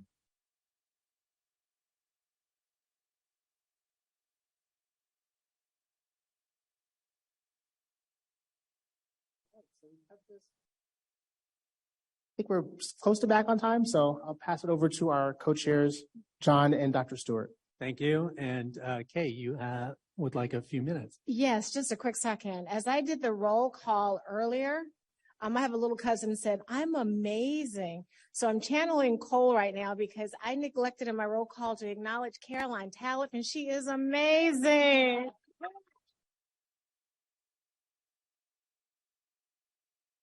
So she is the alternate designated official. And so I was so busy doing the roll call and looking all around the room, I didn't look to my immediate right. So thank you for that privilege. And John, back to you. Thank you. If I'm this close to the microphone, can you hear me? I keep craning my neck over to it and it's a little, we'll go to our next session, which is Perspectives from the Appalachian Regional Commission. Today, we are joined by Gail Connolly Manchin, an alumna of West Virginia University. Gail worked as an educator in Marion County schools, served on the faculty of the Fairmont State University, and was later director of the university's first community service learning program.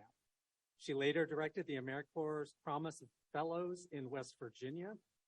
Manchin previously served as West Virginia's First Lady and was appointed to serve as a member of the State Board of Education, serving her last 2 years as president at both the state and national level. She was the chair of the board for Reconnecting McDowell, Inc., an AFT initiative serving rural West Virginia, is the past president of the Vandalia Rotary Club of Charleston, and is an emeritus member of the Education Alliance. In addition, she serves as cabinet secretary for the West Virginia Office of Education and the Arts, and is co-founder of the West Virginia Public Education Collaborative. She serves as the board chair until her appointment to the Appalachian Regional Commission. Please welcome Gail. Thank you. Thank you, John. When you hear an introduction like that, you know that person has been around too long. But it is indeed an honor and a pleasure for me to be able to be here today, representing the Appalachian Regional Commission. It is about healthcare. It is about education. It's about all of these issues that have been being discussed today. So I'm just pleased to be here and sort of have a conversation with you, John, about what we're doing and maybe how we can do it together. We're very pleased that you are here with us today. So first, what is the Appalachian Regional Commission's mission? And if you could talk a little bit about its bottom-up approach. Yes, well, if you noticed when I was introduced, I am the federal co-chair of the Appalachian Regional Commission, and that is because when it was created, and actually West Virginia is the reason that the Appalachian Regional Commission exists. When John F. Kennedy came here in 1960 to campaign for president, he was appalled at the poverty, the isolation, the lack of highway system through the state.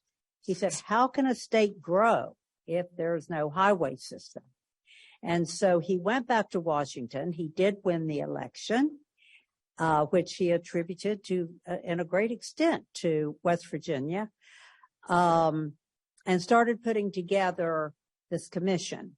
However, due to his assassination, he never saw it became law. But LBJ just sort of enfolded it into his war on poverty. And so in 1965, it was signed into law. And so the mission of the ARC was to build a highway system through the mountains, because up until this point, when they came to a mountain, they just went around it rather than through it, which those of you that have driven through Appalachia realize it's not an easy journey, much easier than it used to be. When I'm from Beckley, and when I started to school at West Virginia University, it was a 7-hour drive from Beckley to Morgantown. And that was if you didn't stop. So we have come a long way, but obviously have a long way to go. Actually, we are about 91% complete with the Appalachian Development Highway System. Quarter H is one of the examples of a highway that certainly has come a long way, but is not completed yet. And yet, we found then that in completing the highway system, there were other issues. The point of the Appalachian Regional Commission was to gain parity. That people that lived in the Appalachian region should have the same opportunities for education, for jobs, for growth, to meet their dreams as anyone in this country. And so the mission of the ARC has always been to find parity, to create parity. What happened during COVID was that we found out a couple of things. One was that when they sent our children home from school to go to learn virtually, many of them couldn't because there was no internet. Parents couldn't work from home. There was no telehealth because there was no internet for much of the Appalachian region. So here in the 21st century, we find ourselves building a new highway in Appalachia, and that's the broadband highway. And interestingly, the struggles are very much the same.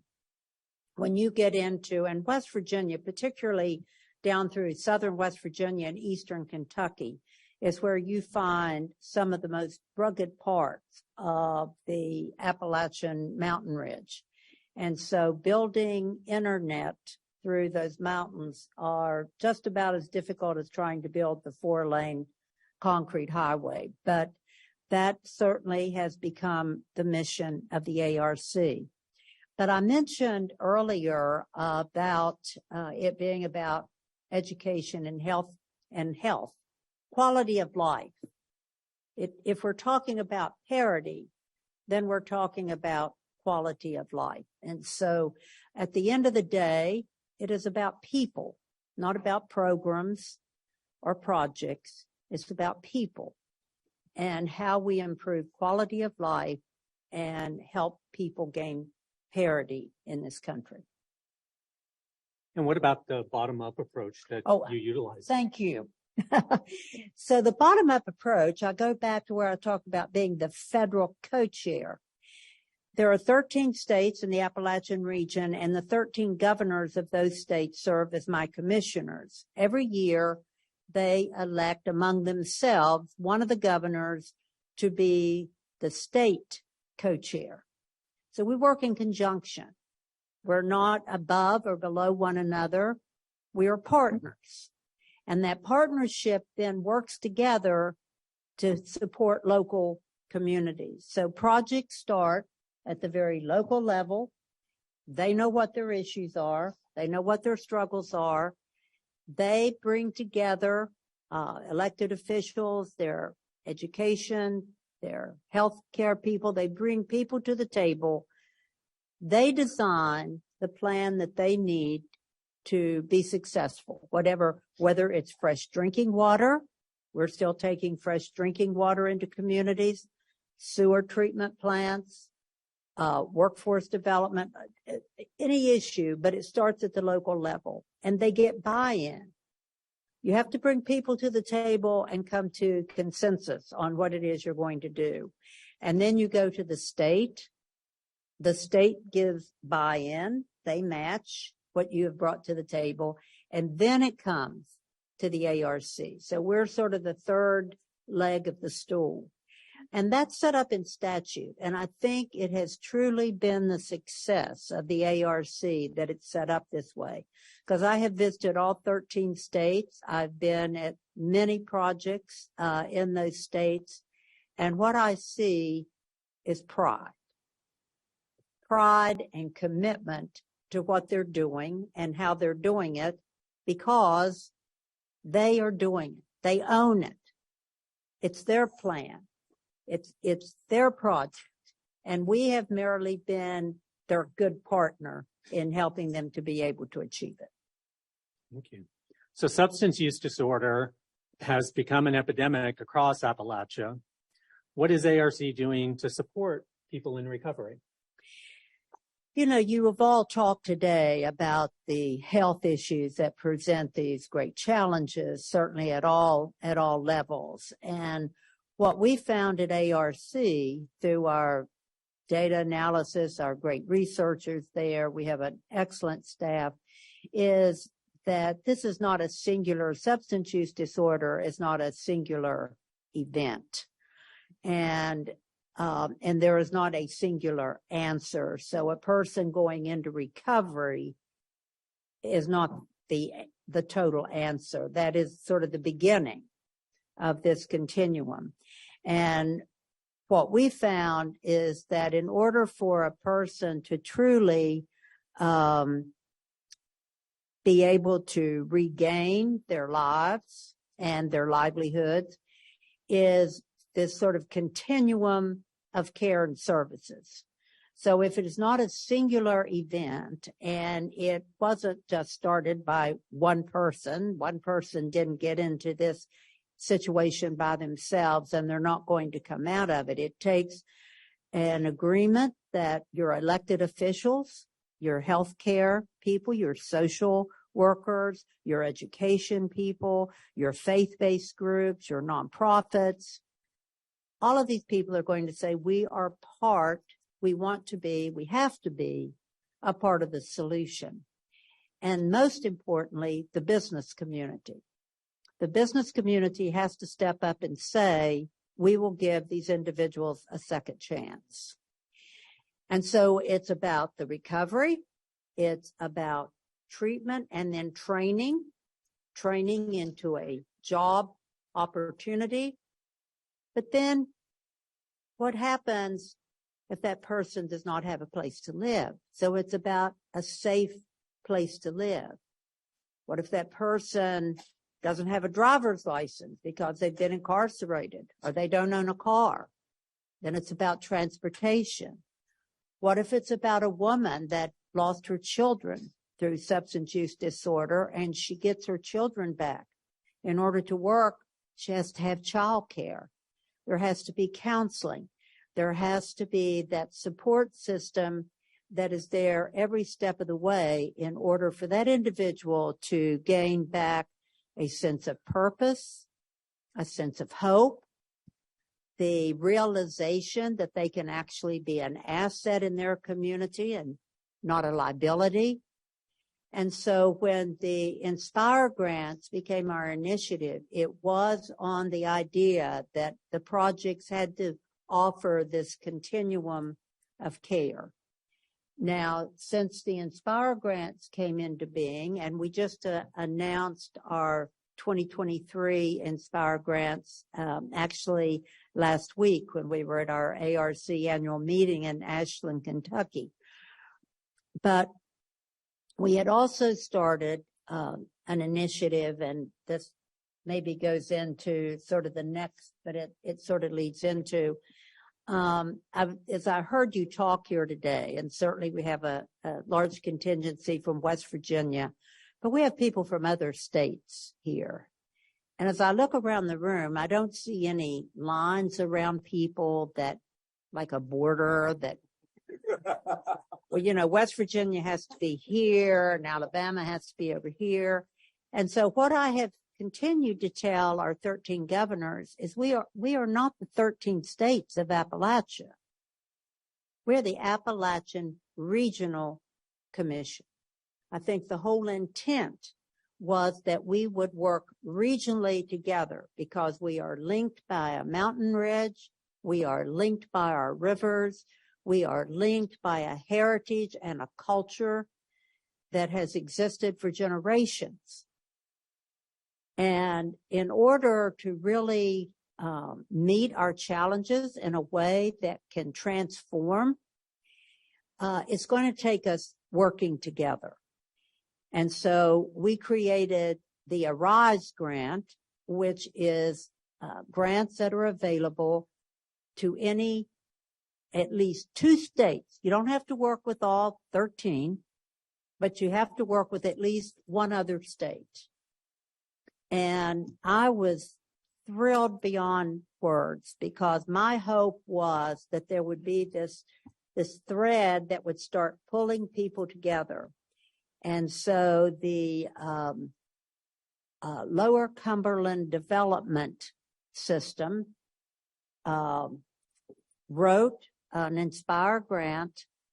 They had an Inspire grant, but they wrote an ARISE grant involving 6 states and a template for substance use disorder work, that 6 states would work together: West Virginia, Virginia, Tennessee, Kentucky, Georgia, and Alabama.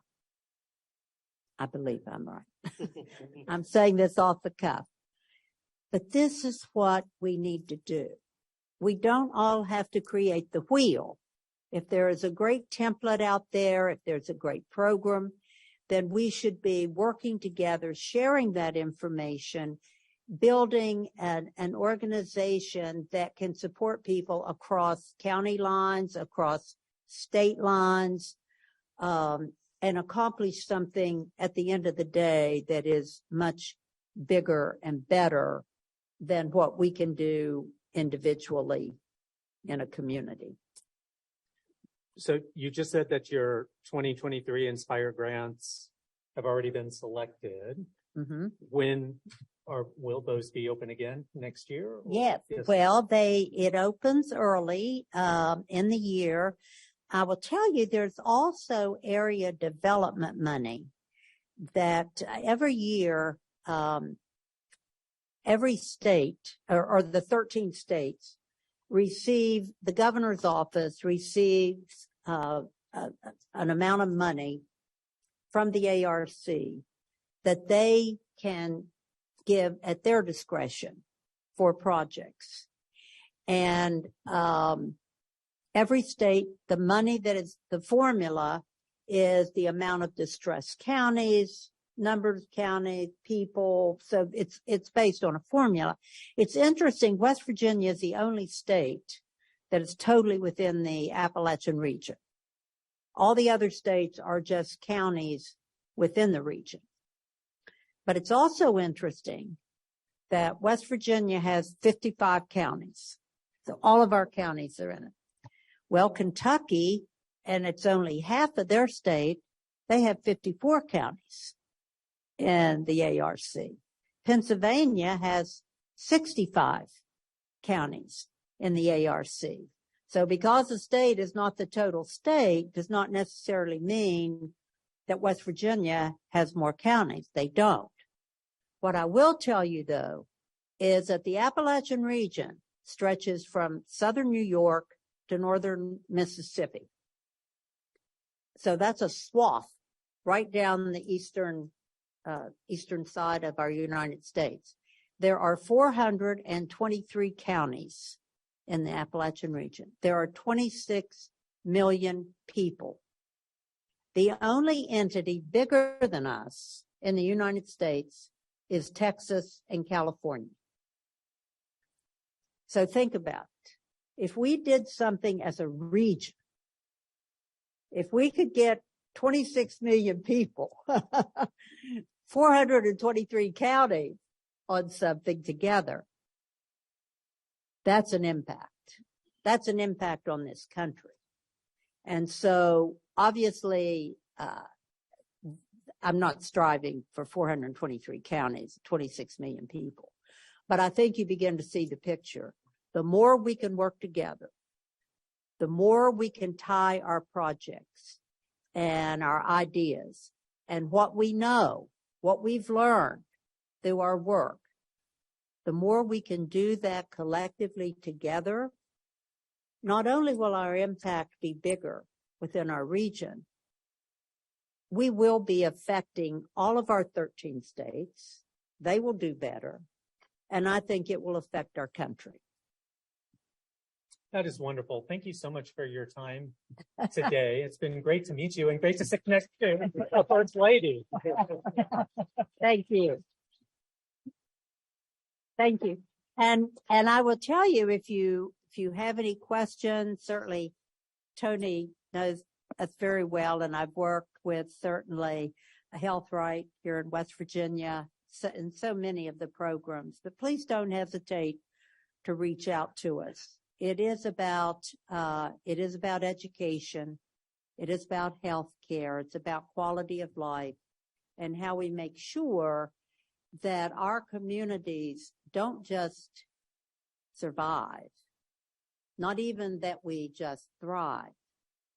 When we have parity, we will be able to compete.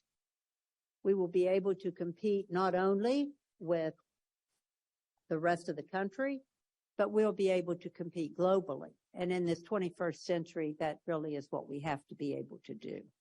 So thank you. Thank you for your time.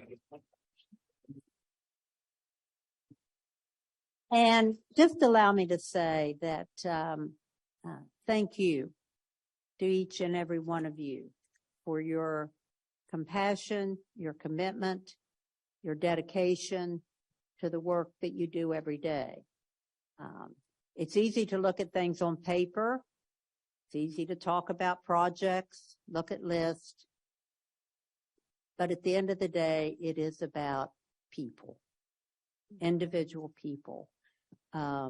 that need that help and support in order to gain that sense of hope and purpose back in their lives. So you all are doing it. I don't need to, I'm preaching to the choir here, but you do the work in the trenches. Please know that what you do is appreciated and very much respected. Thank you.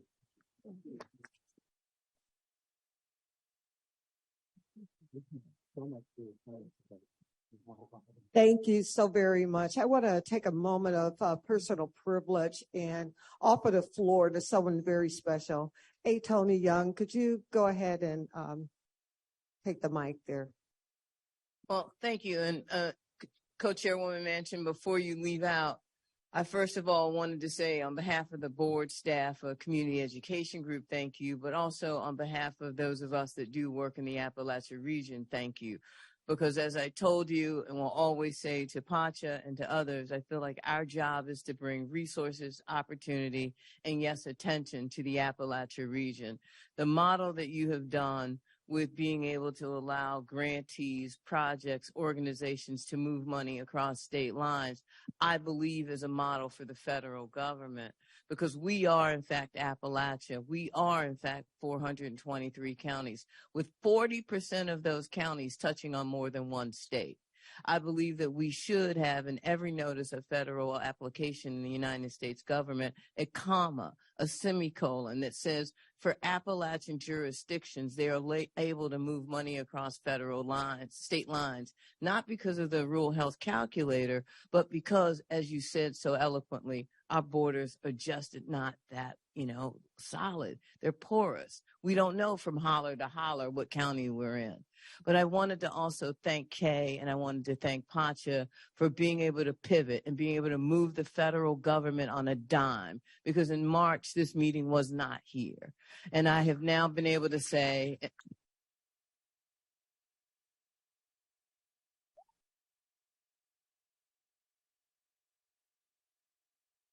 and been able to show it's not just me. It's, the medical center, it's Angie's group, it's Nakia's group, it's all of the folks here, it's you, it's us, because we are Appalachia and we need your attention. We need your resources. We need your opportunity. But we also, I think, hopefully have shown you that we work together here. This is Appalachia. It's not just me. It's just not the people you thought it was. This is, you have seen it yesterday, and you will continue to see it as we shine and as we arise through projects like that we have with the Appalachia Regional Commission. I love you. I do appreciate you so very much for taking the time to do this. Thank you.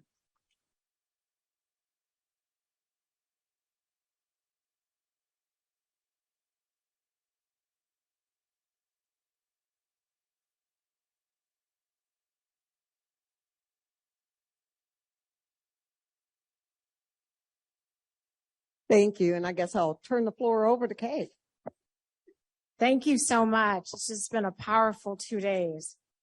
We are now opening up to what is the public comment period for everyone listening in and everyone here in the space. It is an opportunity from the public. They pre-register for that. They have up to 3 minutes, and we do have a timekeeper. We want to hear and honor everyone that pre-registered. So you may go 10 seconds over perhaps, but I do not want to cut you off, but I also want to honor everyone that pre-registered. So when I call your name here in the room, there are microphones. There's a microphone right in the middle here.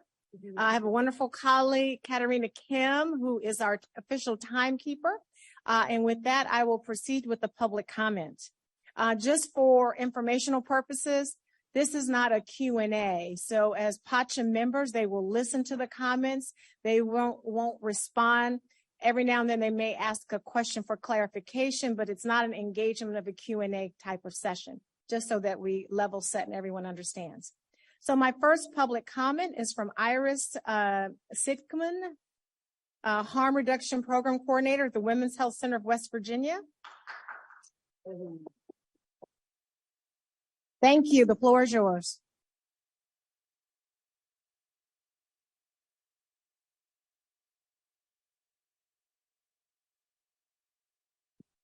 There we go. Okay. Hi, everyone. My name is Iris Siddickman. I use they, them pronouns, and I'm the harm reduction program coordinator at the Women's Health Center of West Virginia here in Charleston.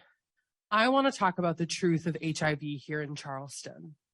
In 2018, the Kanawha-Charleston Health Department shuttered its syringe service program due to political pressure. 3 short years later, in 2021, Charleston was at the epicenter of an HIV outbreak that the head of HIV prevention at the CDC called, quote, the most concerning in the nation. The CDC came to Charleston that year, and in their EpiAid report, 3 things became painfully clear. The spread of HIV is linked to intravenous drug use. Low barrier syringe service programs are the best way to address it. And people who use drugs are being treated very badly by medical professionals here. In April 2021, Charleston City Council voted to further criminalize harm reduction. And today in Charleston, we have 1 operating syringe service program at West Virginia Health Right. It is touted as being the gold standard, despite Charleston's restrictive laws outlawing the kind of needs-based SSPs that are the actual gold standard in the world of harm reduction. In 2022, the Light Project, a syringe service program in Morgantown, distributed 612,744 syringes. That's over 500,000. During that same time period, West Virginia Health Rights program here in Charleston distributed 3,960, which amounts to fewer than 80 syringes a week in the epicenter of the HIV and overdose epidemics here in West Virginia. You might be wondering how I know this. I know this because we at the Women's Health Center of West Virginia tried to open another syringe service program here in Charleston this year. Despite our effort and an outpouring of support at a public hearing, the City Council voted 9-17 to deny our request to open this life-saving program. This approval we needed, otherwise it's a misdemeanor to distribute syringes here in Charleston. No votes included our Democrat Mayor, Amy Goodwin, who claimed she wanted to hear from more experts, despite the CDC's visit as HIV cases spiked during her first term as mayor. We are being legally barred from providing the best tool we have to prevent the spread of HIV here in Charleston. The city of Charleston needs to do better. People who inject drugs are not being cared for here, and people will continue to get sicker until Mayor Goodwin and Charleston City Council prioritize science, medicine, and the lives of citizens who are most at risk. Thank you.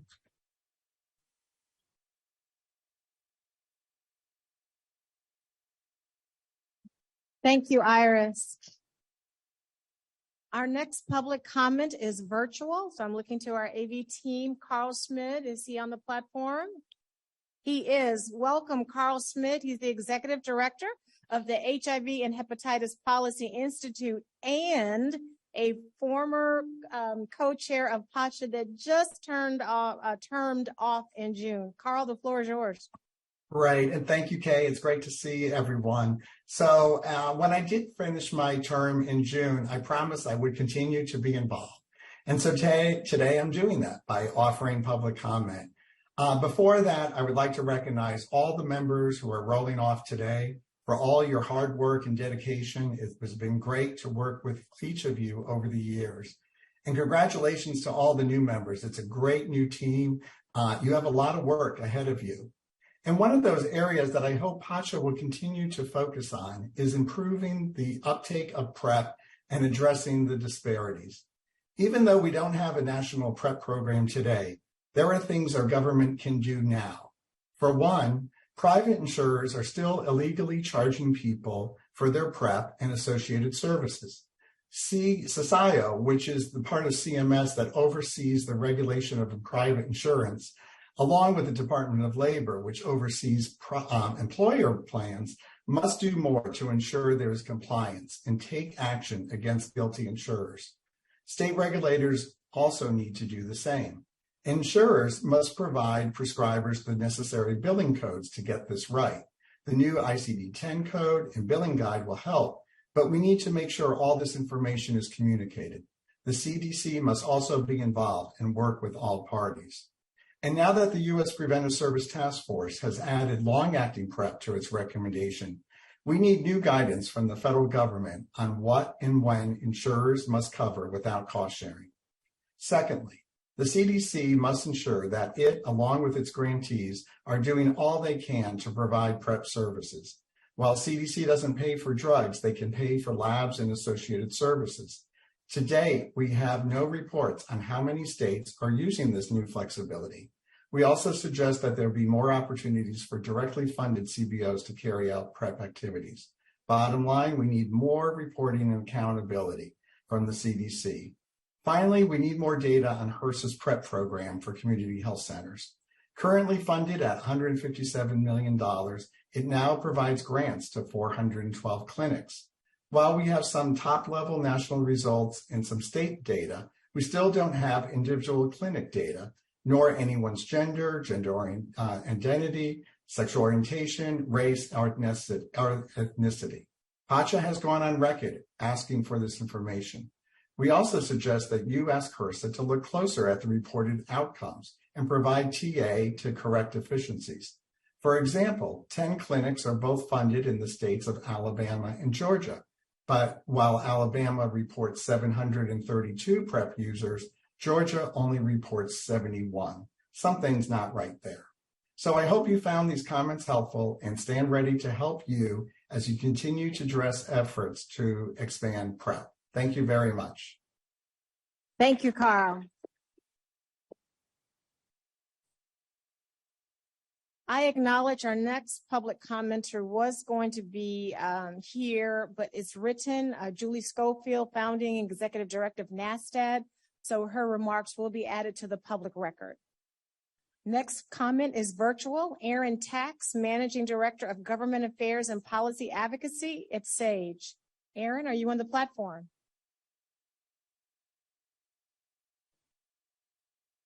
There we go. Okay. Hey, everyone. Great. Floor is yours. Thanks so much. I'm on my stopwatch, so I'm not late here.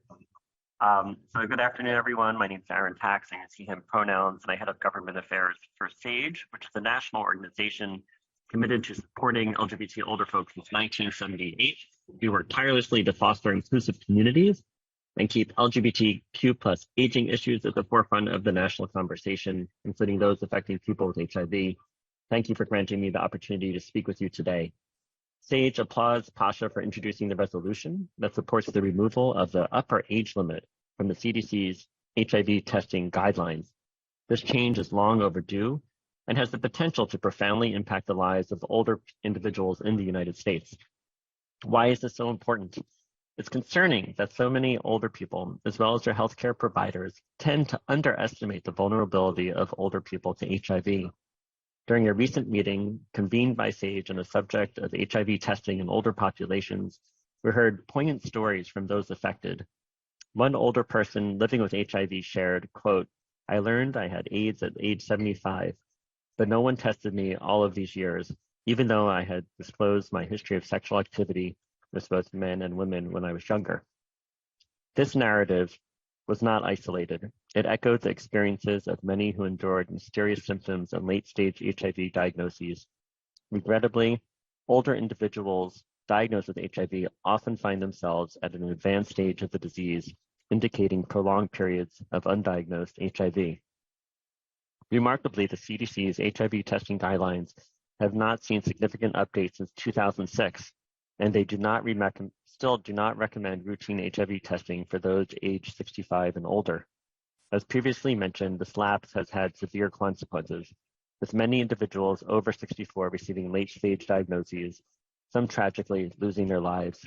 In closing, I would like to highlight the progressive step taken by New York State in November of 2016, when it enacted Public Law 2781A, which eliminated the upper age limit for recommended HIV testing. This forward-thinking action underscored the importance of testing across all age groups and emphasized the urgency of revising our national guidelines. It's imperative that the CDC follow suit. Removing the upper age limit from its HIV testing guidelines is not just a matter of policy, it's a matter of saving lives. Advocating for routine HIV testing, regardless of age, is a pivotal stride towards early detection, prompt treatment, prevention services, and ultimately improve public health outcomes. Thanks so much for the opportunity to testify today, and we appreciate your time. Wonderful. Thank you so much. Our next public comment is from Danielle Manis, Chief Nurse Executive at the Women's Health Center of West Virginia. The floor is yours. Hello, everyone. It's on. I'm actually now the medical director there, but very nice to meet you all. Thank you for convening today. My name is Danielle Manis. Excuse me, could you just speak up just a little louder for it? Thank you so much. Okay, can everyone hear me now? My name is Danielle Manis. I'm the medical director at the Women's Health Center of West Virginia on the west side of Charleston. I'm also a provider of care at that clinic as a board-certified women's health nurse practitioner and also a certified nurse midwife. Outside of my position at the Women's Health Center, I'm a prescriber of medications for opioid use disorder since 2016 in this community for pregnant and non-pregnant people in MAT and MOUD programs. I also volunteer and work in this community with people who use drugs and people who are houseless. I'm not going to spend much of my time up here discussing specific data and evidence-based interventions that are proven to decrease HIV transmission. All of us present here are familiar with the success of low barrier syringe service programs, harm reduction programs, access to PrEP and PEP, and their success in reducing HIV transmission, among other things. The science is strong and it's simply not debatable. We have some folks in our community saying that we're doing enough to prevent HIV because preliminary data suggests that HIV rates in Kanawha County are decreasing. I'm here to state any single additional HIV diagnosis here is unacceptable. We have the ability to eliminate HIV transmission, and we are failing in Kanawha County. The CDC's investigation of HIV transmission in our county in 2021 during the most alarming HIV epidemic in the country at that time outlined that it was a priority to implement multiple interventions. One of those recommended interventions was low barrier syringe service programs. Here we stand 2 years later, and Kanawha County still only has one provider operating a low census syringe service program. One syringe service program in the city of Charleston is not enough. 8 in the state of West Virginia is not enough. As my colleague Iris mentioned previously, our proposal for a syringe service program in our clinic was voted down by City Council last month. We met all mandates and restrictions defined by state and city regulations. Regardless, our mayor and 16 city council members still voted our program down. We are here today gathered with a vast array of HIV experts discussing evidence-based interventions to confront the HIV epidemic, and I hope our mayor, Amy Goodwin, the Charleston City Council members, and West Virginia state legislators are listening. When existing reputable licensed healthcare clinics are essentially banned from opening evidence-based comprehensive harm reduction programs, our hands as clinicians are tied. And HIV will continue to impact our communities, increase the burden on our already overwhelmed healthcare systems, and continue to have a substantial negative financial impact on our state. Most importantly, our patients, our neighbors, our friends, our families are being denied basic healthcare services that could eliminate the transmission of HIV, hepatitis C, and reduce morbidity and mortality for our community. The citizens of Charleston, West Virginia, of all of West Virginia, deserve access to life-saving, low-barrier, comprehensive harm reduction programs. Thank you very much.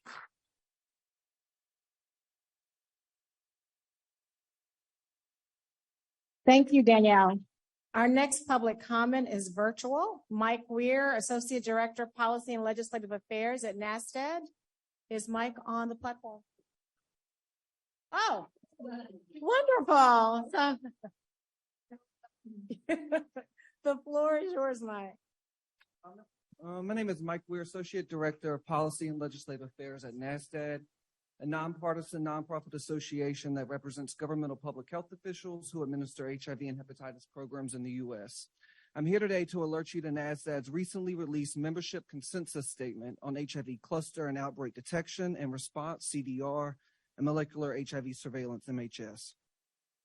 NASDAD recognizes that health departments and community partners have expressed concerns about CDR and MHS strategies, concerns that new surveillance technologies may subject people living with HIV and people seeking HIV prevention services to increased risk of prosecution, misuse of surveillance data in criminal or civil proceedings, or adverse actions by immigration authorities. Under the leadership of the NASDAD Board of Directors Program and Policy Committee, NASDAD staff and members developed recommendations to implement CDR and MHS strategies in ways that reflect the values and priorities of NASDAD and health departments.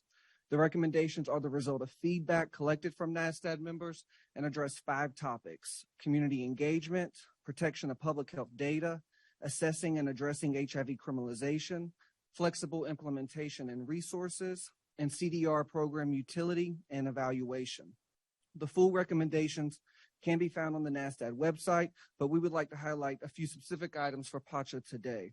NASDAD members call for a technological and regulatory barricade between identifiable health department data and civil, criminal, or administrative proceedings.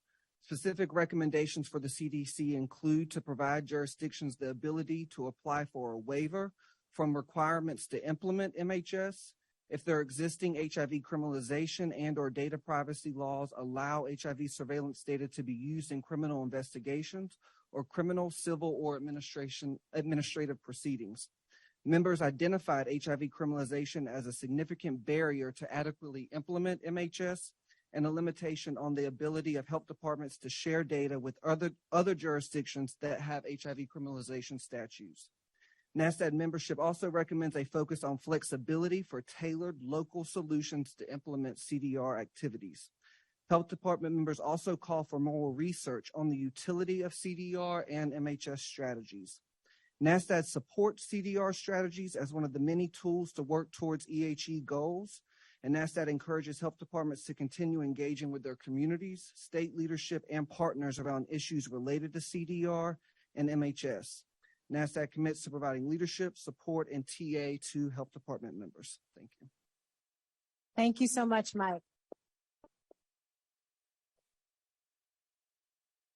Our next public comment is from Joe Solomon, at-large City Council, Charleston, West Virginia. Joe, the floor is yours.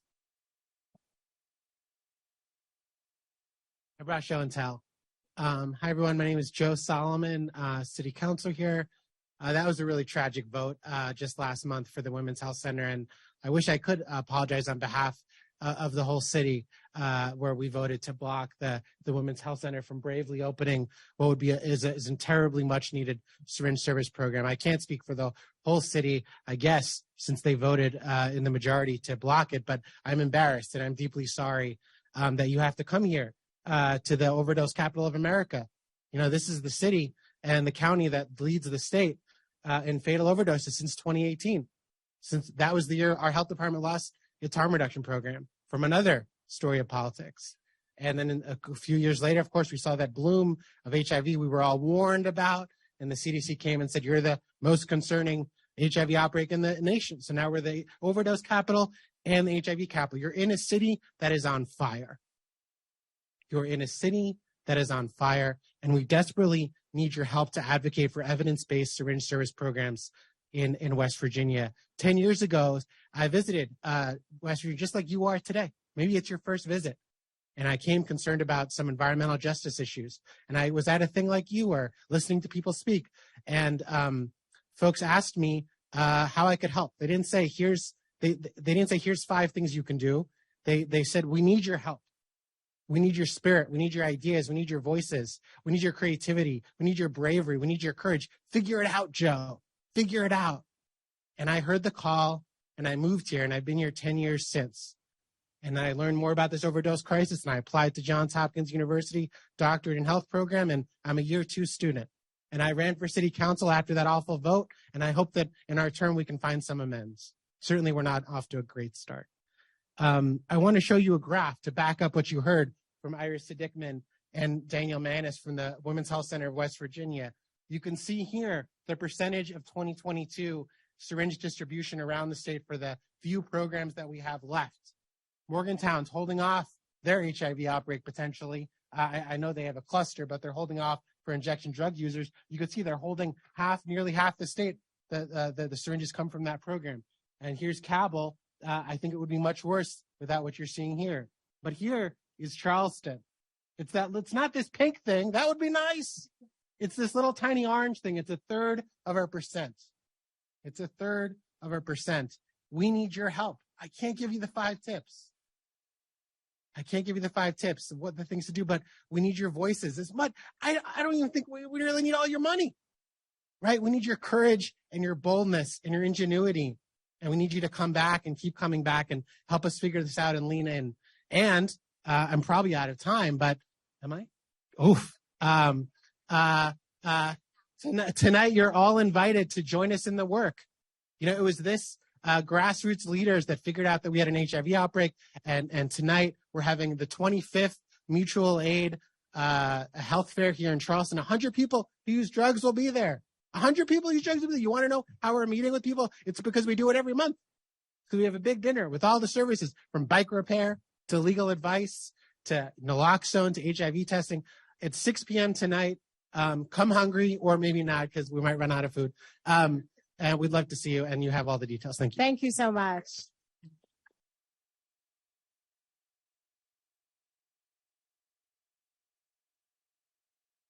Our next public comment is from Kimberly Neff, a patient advocate of the Herpes Cure Advocacy. Hello, I'm virtual. Oh, thank you, Kimberly. Kimberly's virtual. Thank you, Kay. How are you?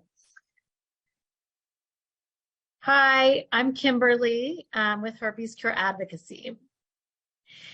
In the 2020 National Strategic Plan on STIs, goal number 5 is to achieve integrated, coordinated efforts that address the STI epidemic. The concept of a syndemic approach, linking of related public health issues that interact synergistically, is foundational in the STI strategic plan and also to achieving its goals. Herpes Cure Advocacy is a nonprofit organization with the goal of cure, treatment, and prevention for HSV types 1 and 2. The field of herpes has gained momentum in recent years through the efforts of HCA, including an addendum to the 2020 strategic plan for STIs that will outline a national strategy to cure, treat, and prevent HSV for the very first time. Herpes and HIV are related epidemics. Epidemiological studies have indicated a strong and consistent synergistic relationship between HIV and HSV infections. The risk of HIV infection is approximately tripled in the presence of prevalent HSV-2 infection and 5 times higher for those with incident HSV-2 infection. In fact, nearly 30% of HIV cases are directly attributable to genital herpes infection, especially in areas of high HIV prevalence. This is more than any other STI, yet herpes is currently spreading in America with no public health intervention and only moderately effective treatment and no medical innovation in nearly 4 decades. There are currently nearly 50,000 cases of genital herpes every month gone unchecked and undocumented, compared to Mpox with less than 1,000 at its peak last summer. Given the syndemic nature of HSV and HIV, the development of a vaccine for herpes can prevent transmission and reduce the global burden of both HSV and HIV/AIDS. We have requested that the HVTN add herpes to its research portfolio, allowing for HVTN funds to be allocated towards herpes vaccine research. As of now, tuberculosis, Mpox, and coronavirus have been designated as related diseases to HIV within the HVTN. And while also incredibly important, their link to HIV acquisition is not comparable to herpes. We also request a special task force or a subcommittee of the President's Advisory Council for HIV and AIDS dedicated to the silent epidemic of herpes. Herpes also needs to be included in federal treatment and prevention programs for HIV and in every federally funded clinic and clinical program for HIV in America. Prioritizing HSV vaccine development can help reduce the global health burden of both HSV and HIV infections. Thank you for your time. We urge you to act now and look forward to your timely response. Thank you. Thank you so much, Kimberly. Our next public comment is also virtual. Lucy, staff at the Volcare Harm Reduction. Is Lucifer? Can you hear me? Yes, please. And please pronounce your last name for me. Lucifer Aldithli. Thank you so much. The floor is yours. I'm Lucifer Aldithli, they, them pronouns. I am the owner and operator of Valkyrie Harm Reduction in Birmingham, Alabama. Studies have shown that proper access to affordable housing increase the quality of life of every person that lives with HIV. helping take their HIV meds regularly, and not having to worry about living on the street also prevents relapse and increases the ability for said person to access resources they would not be able to access unhoused. Suggestions on how to help this situation are, but not limited to, more affordable housing locations, decriminalizing being unhoused and removal of hostile architecture, lowering the paperwork requirements because not everyone has access or can easily obtain their birth certificate for federal or low-income housing, and stopping gentrification in low-income areas, which, let's all be honest, is just an excuse for landlords to raise rent to unattainable standards. Also, states without access to syringe service programs, such as Alabama, and proper sterile equipment continue to see a rise in preventable communicable infections. One way this could be resolved is syringe service programs, or implementing the ability for private citizens to engage in peer-to-peer distribution of sterile equipment and intramuscular naloxone without reprisal from law enforcement. Syringe exchange programs, which are currently illegal in Alabama, have shown to lead in a 50% decrease in infectious disease, a 5-fold increase in substance abuse treatment seeking, and a 3-fold increase in eventually becoming abstinent for all drugs if one so chooses to be abstinent. Evidence also demonstrates that syringe service programs do not increase illegal drug use or crime, and many police and other first responders support this measure as it reduces the likelihood of needle stick injuries. Because Alabama has 5 counties on the nation's list of vulnerable counties, vulnerable to HIV and HCV infections and outbreaks, and a 20% increase in drug overdoses during the last year, there's an urgent need for a syringe service program here. And my open-ended question is, what does the federal government intend to implement to give states where these are illegal incentives to make them legal? I thank you, everybody, for your time. Thank you so much. Acknowledging our last comment, it was submitted for written. It will be part of the record. Is from Patrick Ingram, Community Health Specialist, Prep Coordinator at the Hennepin County Public Health Center. That concludes our public comment period, so I turn it over back to Dr. Stewart and John Sapiro. Okay, thank you so much. Thank you, Kay. We will now take time for a break and